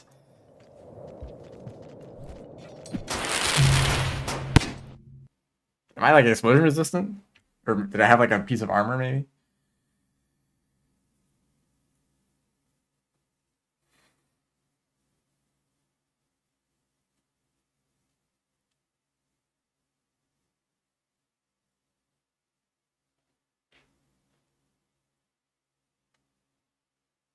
Um, death if it was... Death in Rainwood if it, like, was normal?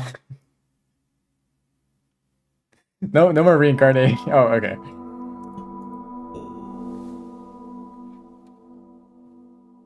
Man, the realism is I'm so immersed. Like when I died, I feel like I was actually dead.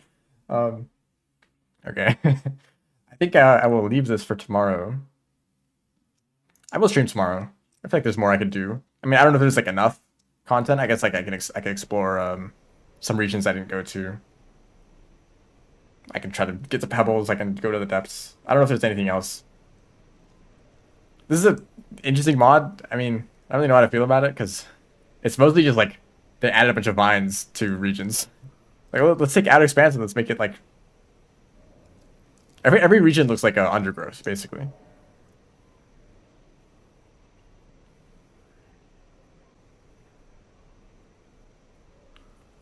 I don't know. I will stream this tomorrow, and then just I'll see what happens after that. Thanks everyone for watching. See ya.